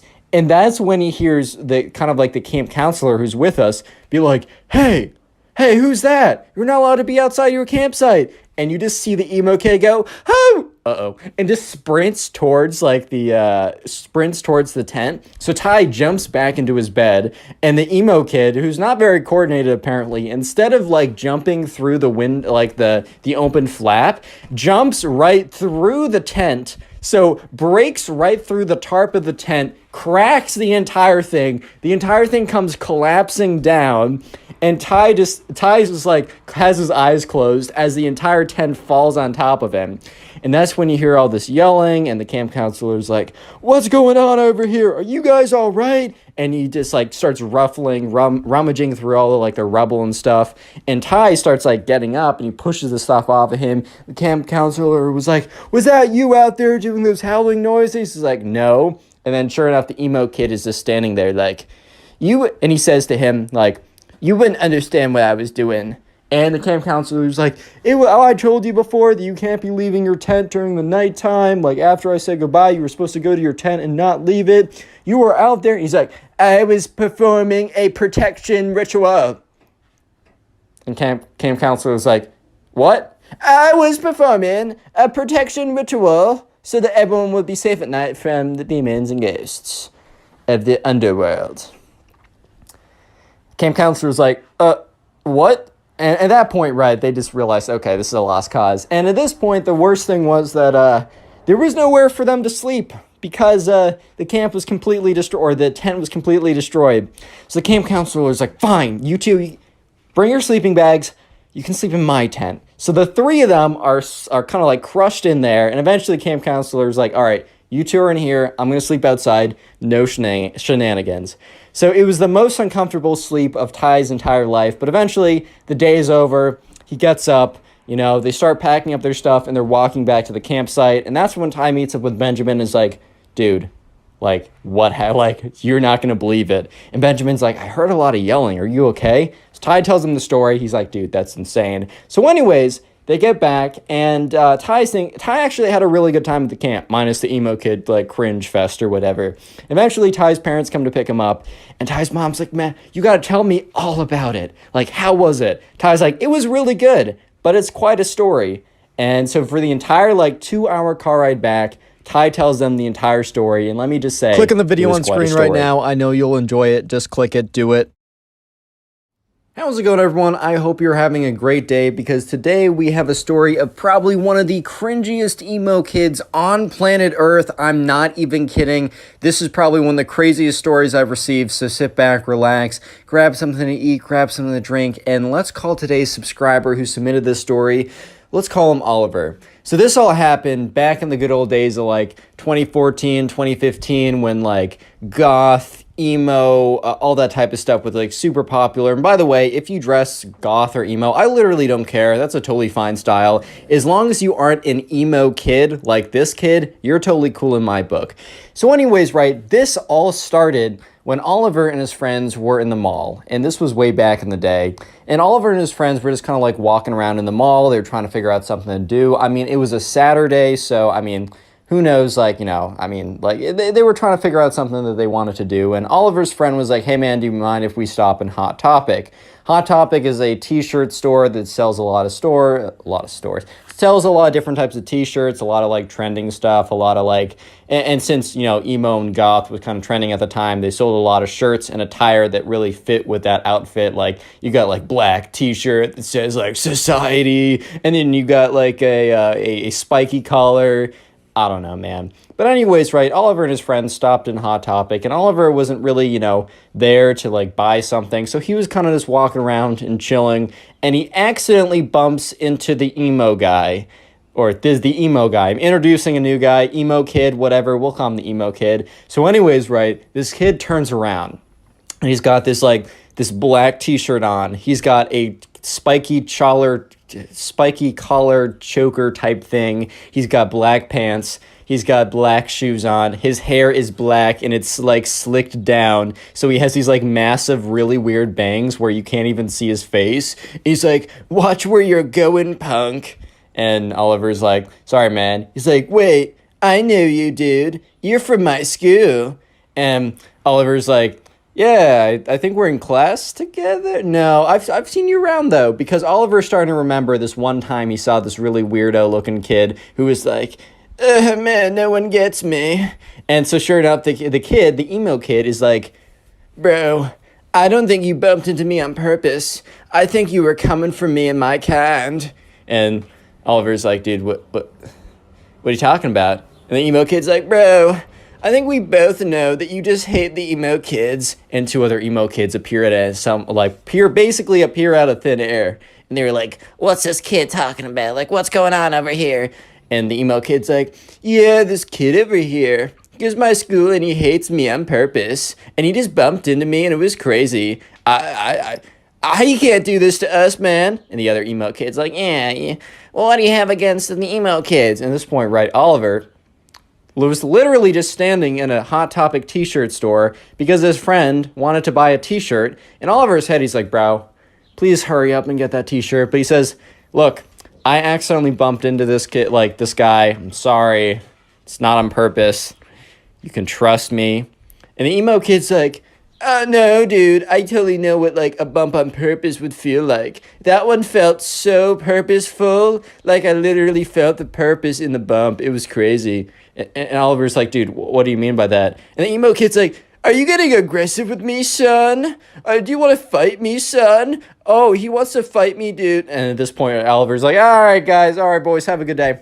Oliver goes over, finds his friend. He's like, dude, I met a bunch of weirdos. They want to fight me. I literally bumped into them. And like Oliver's friend's like, all right, dude, like, that's like, oh, all right, we'll go. That's fine. And then Oliver's friend sees this like pack of like emo kids walk over, and Oliver's friend starts cracking up. He's like, bro, you can't seriously think, wait, these kids want to fight you? Dude, they're not going to do anything. They can probably barely walk here without fainting. And the kids are like waddling over. And the emo kid's like, don't think I forgot what you did, man. And so sure enough, right, Oliver and his friend, they buy the t-shirt, they leave. And, Oliver is telling his friends all about what's going down. His friends like completely laughing. They find it hilarious. And that's because Oliver thinks to himself, well, I'm never going to see these kids again. It doesn't really matter, right? Oh my God, was Oliver wrong? Because this started one of the most insane sagas that Oliver has ever had in his life. He was telling me that like he's experienced a lot of crazy things, but the story that is to follow what just happened is probably the craziest thing that ever happened to Oliver ever. So skip forward a week. An entire week has passed by, actually a little bit more because it's not a weekend. Oliver, it's a Monday morning. He gets up. He's like, oh my God, I gotta go in. So, he gets up, eats breakfast, gets on the bus. It's just like, oh my God, man, is it already Monday?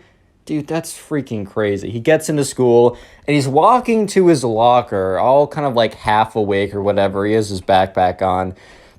And he gets to his locker. And that's when he realizes that something's wrong. Because his locker is like halfway open. And like the lockers didn't have locks on them. But Oliver always like closed it by the end of the day. He'd grab his backpack and he would shut it all the way and it would close. And he noticed it was halfway open, which was weird because no other lockers were halfway open. I mean, some were, but they were very obvious that people just left them open or whatever. And Oliver goes up to his locker and he opens it very close, like very, very slowly. And that's when he sees a little something in the background. He sees a little something in the very far back of his locker. So he gets his iPhone 3 or whatever, opens up his flashlight app, or I remember when that was a thing, shines it, and sure enough, he sees in the back of his locker in black marker, he sees a skull and crossbones scribbled on there, and then said, "You're next. Fear us." And at this point, Oliver is like, what? Huh? What? What? What's going on here, boys? Why? And so sure enough, Oliver hits up his friend. He's like, bro, did you do this? And his friend's like, dude, no, I'm not cringe. and Oliver's like, all right, well, if it wasn't you guys, well then who could it, like, that's really weird. And remember, the whole emo experience, like the emo kid thing that happened at Hot Topic over a week ago, was a pretty crazy experience. But at that time, Oliver had completely forgotten. Because don't forget that the main emo kid actually went to Oliver's school. And Oliver recognized him from being in the hallways once. So Oliver didn't even think for a second, like, he didn't even think of the emo kids when he was like, all right, who's probably going to be the one, like, who did this? Who's most likely that, like, probably went through and was trying to mess with me or whatever. And Oliver just didn't even think of the emo kid. So give it a couple days, right? A couple days later, you know, Oliver is kind of like towards the end of school. And most people are gone, you know, Oliver's just like waiting. It's after class. Oliver's like waiting to go be picked up. But then he's like, oh, shoot, I forgot my backpack. I don't know, that happens or whatever. So Oliver's walking back to his locker. And this is where it's actually a little creepy because he starts walking back to his locker. And it's like he looks at his locker and it's just scribbled in black pen. Like nothing else, no other lockers. It says his locker has all these black X's all over them. And it's done in Sharpie or whatever. But he's like, okay, whatever, this is kind of serious. Because like he looks around and no one else is around him. So this is like kind of weird now. He's definitely feeling kind of uncomfortable at the moment. So he goes in there and he goes to grab his backpack and he sees a piece of paper sitting there. So he grabs the piece of paper, he realizes it's a letter, but he doesn't read it yet because he grabs his backpack, he gets on out of there and he goes out of the school. And now he's standing where, you know, people are getting picked up or whatever. And this is where he feels more comfortable to actually read the letter. So he opens up the letter and it says, I'm going to try and read it in the emo kid voice. Don't think you could have gotten away from us, man. You emo kids have not forgotten your sins, and you shall pay for them. Next time, don't mess with the popular loners ever again. And then it had this like weird like raven at the bottom, and apparently that was like the emo guild crest or whatever, dude. I don't know.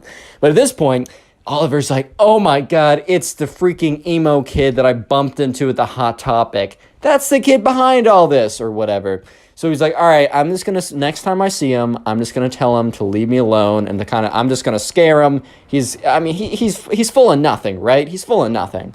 And so sure enough, the next day rolls around and he gets on the bus. And once again, Oliver isn't even really thinking about the weird stuff going on, but he gets on the bus and he's half awake. And he's looking, you know how you walk down the bus and you can see all the people sitting in the seats? He looks in the way back and he's like stops for a second because he sees something that's very that he remembers. Long black hair, bangs in the front of the face. And he's like, oh my God, wait, that's the emo kid. And all of a sudden he hears from the back of the bus, well, hello there, Oliver. Why don't you sit next to me? And Oliver's like, how does he know my name? Whatever. And Oliver's like, all right, well, this is going to be actually a great opportunity for me to sit down and kind of like scare this kid and tell him to like basically to piss off, right? So Oliver gets to the back of the bus and he sees the emo kid and he sits there. He's like, dude, I don't know what's up with you, but why do you keep doing weird things to my locker? And he says, and the emo kid's like, so you've noticed that the emo guild has noticed your presence and has decided that you are mortal enemy number one. And Oliver's like, what? The emo kid's like, so you must not know about the emo guild. Well, someone so ignorant as you probably would have known that anyways. But anyways, the emo guild is the guild of all the emos in our area. They get together, and since everyone's a hater and part of society, we've decided to guild together and join our forces. And if anyone strikes one of us, we will all combine and strike them down 20 times as hard. And Oliver's like, all right, man, well, you struck pretty hard with the locker. Scared me, got me good. And the emo kid's like, nice try, Oliver, if that even is your real name. Oliver's like, yes, that's my birth name. And he's like, whatever, you don't even know what's coming next. Real quick, if you made it this far into the video and are busy doing something, comment emo down below. I'll try and hard as many comments to say that. Then also, if you want to support the channel, binge watch these videos while you're doing something. And let me know in the comment section down below what you're doing while binge watching these videos. Binging the video supports the channel so much, and I appreciate it. And also, I'll be shouting out random people who tell me how they're supporting the channel, like these people on screen right now. Thank you. Let's get back to the story. So eventually the bus gets to the bus stop where the school is. Oliver gets up and the emo kid's like, Wait, you must know that you are facing off against the emo clan, and you will not have any idea of what's coming. and Oliver's like, all right, can I at least get your name so I can know who I'm facing off against? Fine, I guess that is only what a respectable duelist would do anyways, so fair. I am Sir Ben, the great wizard archduke nemesis Leonardo DiCaprio III. And Oliver's like, so your name's Ben? Yes, whatever, that is my mortal name. And Oliver's like, okay, Ben. It is Ben the... And he's like, all right, I don't need to hear it. Fine. Okay. Bye. So Oliver walks away and it's like, all right. Oliver's thinking on this. He's like, you know what? These kids are weird and they have way too much time on their hands. So I don't really want to see what like weird concoction of weird stuff they decide to put in my locker or whatever they decide to do. I don't want to see it. So you know what? I'm going to strike back. I'm going to figure out everything about this Ben kid, and I'm going to have a little ammunition to, I'm not going to say blackmail him, but blackmail him. Yeah, it just is what it is, man. I'm sorry. Like, they're playing dirty. I'm playing dirty. Sorry. So sorry. If you don't hate the player, hate the game. Right? So anyways, Oliver immediately starts hitting up all of his friends. He's like, do you know this Ben kid? They're like, no, I don't know this Ben kid. One kid's like, yeah, he's the weird emo kid. He's like, all right, what do you know about him? He's like, he's weird and emo or something. And Oliver's like, you're no help. So anyways, Oliver eventually talks to his friend Stormy, who's a girl. And, Oliver's like, hey, sorry, I'm trying to find, this weird kid is like trying to like beef with me. I just want to find dirt on him. Do you know this kid Ben? Stormy's like, oh, do I know Ben? And Oliver's like, yes, you know something, let's go. And he's like, please tell me whatever. Stormy's like, well, you know Kate, right? And Ben's like, no, not Ben, sorry. Oliver's like, yeah, I know Kate. So Ben, the emo kid guy that's like being weird with you, is what Stormy's saying, has a massive crush on Kate. And Kate knows it. And, Kate hasn't necessarily said no to him yet because he hasn't made any advances. And Oliver's like, thank you, that's all I need. Can I talk to Kate for a second? And, Stormy's like, yeah, sure, like, whatever. So eventually, Stormy sets Kate and Oliver up, and Oliver's like, hey, please. He explains the entire situation. And Kate's like, look, Ben, the emo kid, has been weird to me for a very long time. Like, I used to think it was this funny, but he's weird. He keeps looking at me. He keeps, professing his love to me. You know what? I'll team up with you. We'll take him down. Oliver's ecstatic at this point. So basically, they come up with a plan. If next time the emo kids strike, Oliver is going to find the emo kid and ask for, mercy. And if the emo kid doesn't give him mercy, and, Oliver doesn't actually expect him to give him mercy, basically, assuming the emo kid doesn't give him mercy, Oliver is going to say, well, I'm going to give you one more chance to give me mercy. And the emo kid's he's going to be like, what do you mean? Like, I have the upper ground. And then all of a sudden, Oliver is going to, pull out, basically text message conversation with Kate, which is going to be fabricated, about how, he knows someone perfect for her, and how, Oliver's friend, who we'll just call Bob. No, we're going to call him, what should we call him? Oliver's friend Ryan is, perfect for Kate, and the truth is, Kate has, a crush on Ryan, and Oliver's basically going to say, hey, if you do anything else, I'm going to set up Ryan and Kate. And Kate already thinks Ryan is super attractive, and Ryan is down to get with her, and I have all the power to connect them, and you will never be able to date Kate, you'll never be able to date Kate ever again, and this will destroy the emo kid. So anyways, after this plan is done, once again, Oliver is walking back to his locker. And sure enough, once again, and he reported last time all the X's and stuff, and the janitor came and cleaned it up. And he goes to the locker, and sure enough, there is this crudely drawn black raven, and then it says emo guild underneath it. And so, Oliver's like, all right, they struck again. Let's see if this kid's on the bus. So the next day, Oliver is really hoping that the emo kid takes the bus again, because this would be kind of difficult to go and find him.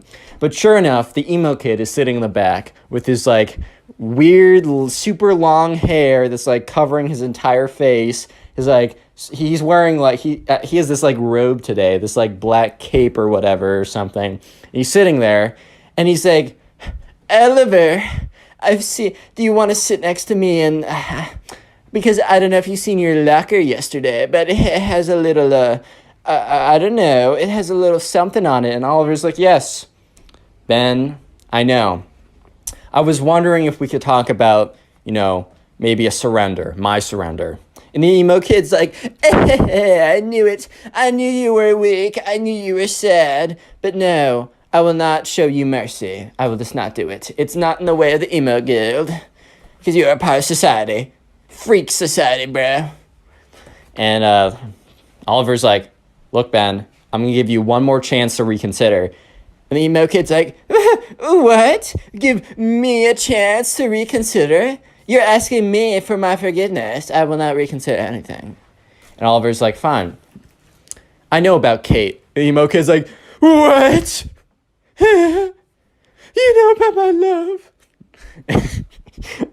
I can barely keep a straight face doing this. Anyways, emo kid's like, you know about my love? And Oliver's like, yes. In fact, I know more than that. You know Kate, right? Well, I have a friend, Ryan. He's a good-looking man. And I was talking to Kate, and I was talking to her about Ryan. And I just asked her, what she thought. And Kate confessed to me that she really thinks Ryan is so attractive. And you know who's my best friend? Ryan. You know who Ryan finds attractive? Kate. And with a snap of my fingers, Mr. Emo Man, I could set the two of them up. And you will never have a chance to date her for the rest of high school or middle school. Or I don't care, right? For the rest of high school. And I mean, it's not like that Ben, the emo kid, was going to date her anyways. But the emo kid was like, no! No! What do you want, you cruel beast? You cruel monster. I don't know why you put my love up like that. You can have whatever you want. You can have my riches. You can have my gold. You can have my Twilight limited edition series book signed by the author himself. You can have anything of mine. And Oliver's like, dude, I just want you and your weirdo friends to stop. Emo kid's like, the emo guild is not gonna like this. They'll know that I have a weakness. I might be kicked out of the emo guild. No. And Oliver's like, all right, well, if they're not going to stop, if your buddies aren't going to stop, you and your weirdos aren't going to stop harassing me, well, then, you know what? Kate and my friend Ryan are going to be sitting in a tree. Emo kid's like, no, don't say it. Don't say it. K-I-S. No. S-I-N. No. G. No. Fine. Oliver, you cruel monster. You can have whatever you want then. Fine. Well, fine. We'll do it. No, nothing more will happen. I'll tell the emo guild that you surrendered to me and I was merciful because that's part of the emo guild. And Oliver's like, didn't you say that was the opposite? It doesn't matter, Oliver. I'm trying to work with you, idiot. And Oliver's like, okay. You know what? If this is true, Kate and Ryan, they're not going to be like that. But just so you know, if you or one of your little emo friends do anything to me, anything, Kate and Ryan are a thing. Emo kid's like, fine, you drive a hard bargain. I'll call off the attacks. And from that point on, Oliver has never received another emo style, I don't even know if you could call it an attack, but he never received weird stuff in his locker or weird carvings of the emo guild or anything like that. And he lived happily ever after. Click on the video on screen right now. I know you'll enjoy it. Just click it, do it.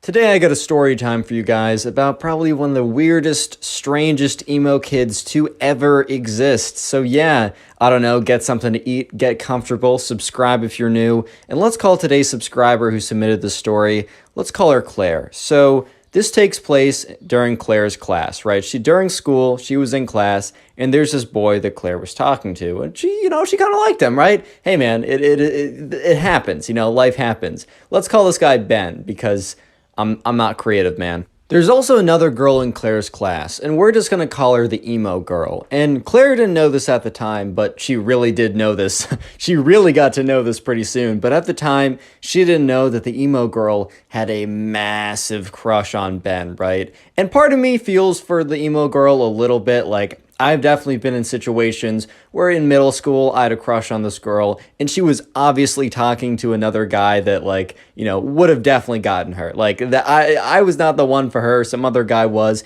It sucks, man. It really does. I'm not going to say it doesn't. However, it doesn't justify the actions that you'll see in this video, which are pretty crazy. But anyways, right, so this all started one day when Claire was talking to Ben, and she was sitting there, you know, she's talking to Ben, and it kind of seemed like Ben was gonna like her back, and he was very engaged talking to her, like they were flirting a lot. And this is when, you know, Claire, like, kind of like spaced out a little bit. You know, when you're like looking at someone and then you kind of space out a little bit and you look at all the stuff behind them when your like focus of vision kind of changes and shifts. So she kind of like spaced out a little bit and looked behind Ben, and she very briefly made eye contact with this emo girl in her class. If you dress emo, this video is not against you. I think the style is totally fine and I like you either way. As long as you don't act like this emo girl, then you're totally fine. So basically, right, this girl had super long dyed black hair. She was like a natural, like a brunette like a year ago, but then she dyed it all black. She wears all these like goth skull rings or whatever, and it's kind of the style, you know what I mean. And sure enough, this emo girl that Claire doesn't really talk to just because they were never really friends is just staring into like the pits of her souls, dude. Like the pits of her souls, staring into like I don't know what I'm trying to say. They were just like deeply staring at her, very, very kind of like angrily. And Claire quickly breaks eye contact because, like, I don't know, man, she's not trying to like, she's just like, I'm not engaging with this. Like, let's hope that's a coincidence. Claire completely forgets about that and goes back to talking with Ben, right? And so sure enough, you know, she's talking to Ben. She's like, flirting, whatever, right? Insert flirtatious conversation. And by the end of the conversation, you know, the bell rings or whatever, and Claire leaves to go to either recess, lunch, another class. I don't know specifically what, but whatever it was, she leaves to go and do it. And the emo girl quickly follows behind her. Like, the emo girl was kind of far behind her in class, so the emo girl is like speed walking towards her. And Claire is kind of thinking, oh boy, I guess that eye contact earlier today was not an accident. It was not like a mistake. You know how you sometimes like, I know I'll do this. I'll like space out and not even pay attention and then realize I've been staring at someone for like 5 minutes. I'm just like, oh my God, I'm so sorry. I swear, I'm just zoning out. And Claire was kind of hoping that the emo girl just happened to be accidentally staring into her soul through her pupils. But yeah, it was not an accident because the emo girl walks up to her, is like, hey, we gotta talk. And Claire's like, okay. And the emo girl is like, I don't know if you know this, but Ben is mine. He is my boyfriend, and I don't want to see you start talking to him. And Claire is really taken aback because at first she's like, oh, wait, is Ben dating someone? Like, I've talked to all my friends, and I'm pretty sure, like, because, like, Claire made sure beforehand that, you know, Ben wasn't dating anyone, so she could kind of, like, show that she was interested and not get rejected or whatever. And she was pretty sure that he wasn't dating anyone, and also, if he was to date someone, Claire didn't really think that the emo girl was his type, but she was like, oh, so you're dating him? And the emo girl is like, well, not yet. But he's mine! Don't question my authority on this matter. You will suffer the consequences if you want to steal my boyfriend away from me. And Claire's just like, what do you mean, your boyfriend? So you guys are dating or aren't dating? She's like, well, not yet, but like super soon. Like, it's totally happening. And the thing is, Claire, you're just getting in the way of this. You're getting in the way of what is meant to be. I was performing a spell last night, and in my cauldron, I got, like, the spirits told me that Ben and I are meant to be together. And if you want to get in the way of spirits and magic, well then, by all means, like, go ahead and curse yourself. But I'm just letting you know that if you get in between Ben and I becoming boyfriend and girlfriend and soon to be husband and wife forever, then you will regret it. And the emo girl kind of like hunches over and like shuffles away.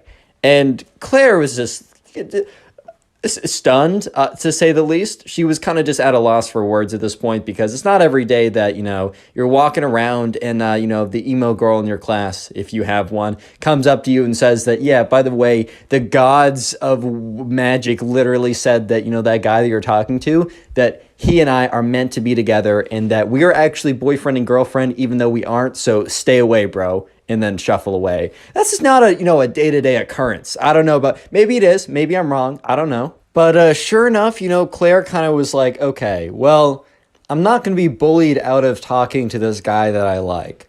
Like, I'm not going to be bullied out of it, man. Like, that's just not going to happen. You know what I mean? And Claire's like, you know what? I think I'm just going to, keep talking to this guy. I think I just am. So the next day rolls around, and the only class that Claire has with Ben is the class that she has with the emo girl. So it's not like Claire could really talk to Ben a lot in other classes. However, Claire does talk to him every kind of like lunch break. They get lunch together, and the emo girl doesn't eat lunch in the lunchroom, so I don't think she knows, or if she does, she's not trying to see that. Fair enough, I guess. But sure enough, Claire, Ben comes over to Claire because they kind of were talking every single day. I don't think the emo girl's ever spoken to Ben before, but they're about to be boyfriend and girlfriend, guys. Stop hating. No, but so Ben comes over just like every other day, and Claire was a little bit weird, and Ben's like, "Are you good?" And she's like, "Yeah, actually it's nothing. Sorry, I was just spacing out." In reality, Claire was like, "Okay, this will be interesting," because she notices the emo girl is intensely staring at her, right? Just looking at her so angrily. And as Ben walks over, and when Ben sits down, her brow furrows, and she lifts up her hand and like crunches it into a fist of rage, like that Arthur meme where it's like his fist is all balled up. Like so Claire was distracted by that, obviously, and she was like, "Oh no, I'm just spacing out." So Claire and Ben, they continue to talk, and they flirt a lot as always. Claire's kind of getting a feeling that Ben's gonna try and make a move at some point kind of soon, just by kind of the natural progression over the last couple weeks. And Claire's all for that, man. I mean, she was kind of like trying to put herself out there so that Ben would hopefully come around and ask her out or something. Sure enough, the bell rings again, and Claire is kind of like power walks out of there. She grabs her bag quickly. She's like, "Aha, Ben, I'll see you in the next one," because Ben and her go to totally different directions, so it's not like she can walk with Ben. And so Claire is like power walking out of there because she's like, "All right, emo girl is coming for me, man." Like because Claire wasn't looking at the emo girl, but she could just feel it. Like she had kind of like the raid boss music going on. She's like, "Oh man, I gotta get out of here, dude. Final boss encroaching, man. Like I gotta get out of here." So she grabs her backpack, quickly like puts it on her shoulder and starts to like not sprint out of the classroom, man. Her teacher would have been like, "Stop running, stop it, stop." But sure enough, right now, the emo girl was just as fast and just as intent to be talking to Claire. And she comes up to Claire and she's like, "You didn't heed my warning. You didn't listen to me." And Claire goes, "Dude, I don't know you, but it doesn't seem like you and Ben ever talk. I don't think you're going to be boyfriend and girlfriend. You threatening me with your magic powers or whatever is not going to make me stop talking to this guy, dude. Like, can you go away?" And the emo girl is like, "Fine, but just know that I will give you one last warning." And Claire's like, "Oh boy," kind of rolls her eyes or whatever. And the emo girl's like, "If I see you talking with him again, it is on sight." And Claire's like, "Bro, what? What? Huh?" And the emo girl's all like, "Stop laughing at me. It's not funny. It's serious. I will give you one last chance. And this is your final opportunity to cease your terrible behavior, or you, yes you, Claire, will suffer the consequences." And Claire's just like, "Oh my God, you can't, you gotta be kidding me, dude. Like there's no chance." So she's like, "Okay, thanks for talking to me. Is that all?" And the emo girl's like, "Yes. One last chance. Don't forget it. Don't you forget it. One last chance." And once again, emo girl scuffles off. Little spoiler, Claire does not listen to the emo girl. And the next day in class, The emo girl does something completely crazy. But real quick, comment emo down below if you want to heart in your comment, as that is the secret word of the day, and I will try and heart your comment to say thank you. And also, if you want to support the channel, binge watch videos, or just watch a bunch of videos after this one, or in your free time, when you're drawing, about to go to bed, playing video games, go watch one of the playlists. I got Emo Kid playlist, Spoil Kid playlist, and if you do, comment down below so I can personally say thank you, as it really does help. And also, profile pic army looking strong. So you thought that was it for the craziness from this emo girl, that going up and threatening that the evil gods of spells and magic and wizardry she will suffer the consequences. You thought that was bad? No. Pause, bro. You're not even close to what's about to happen, because the next day it rolls around. Okay, I keep saying that like that's something crazy. Oh no, the next day happens. Time is linear, rah. But anyways, right? Next day rolls around. Claire goes into class. And she makes sure that she's talking to Ben, and she makes sure that the emo kid, or the emo girl specifically, is seeing this. And Claire's kind of like a little bit upset, because she's like, you know what? This girl is bossing me around. I'm not standing for it. So Claire decides that, she's just going to make a move. Like, she's going to make a move. So anyways, Claire is talking with Ben, and, she sees that the emo girl is at an angle where she can see both of them pretty clearly. And so Claire looks at the emo kid, the emo girl in the eyes. This is a little mean, I'm not going to lie. However, it is kind of justified, since the emo girl was like threatening to pull up or square up, or like it's on site if you talk to him, or talking crazy or whatever. So this is a little bit justified, not saying it's not mean, but Claire is kind of like, oh, Ben, like, tell me about you or whatever. And what Claire does is she puts her hand on like Ben's leg or whatever, kind of like as an indication of like, I like you. Don't go ahead and do this. Especially like you got to ask people first. Like, you can't go around just putting your hands on people, bro. As the Connor Pugs endorsement, don't do this. But anyways, like, I mean, she already talked it, like, either way she does it.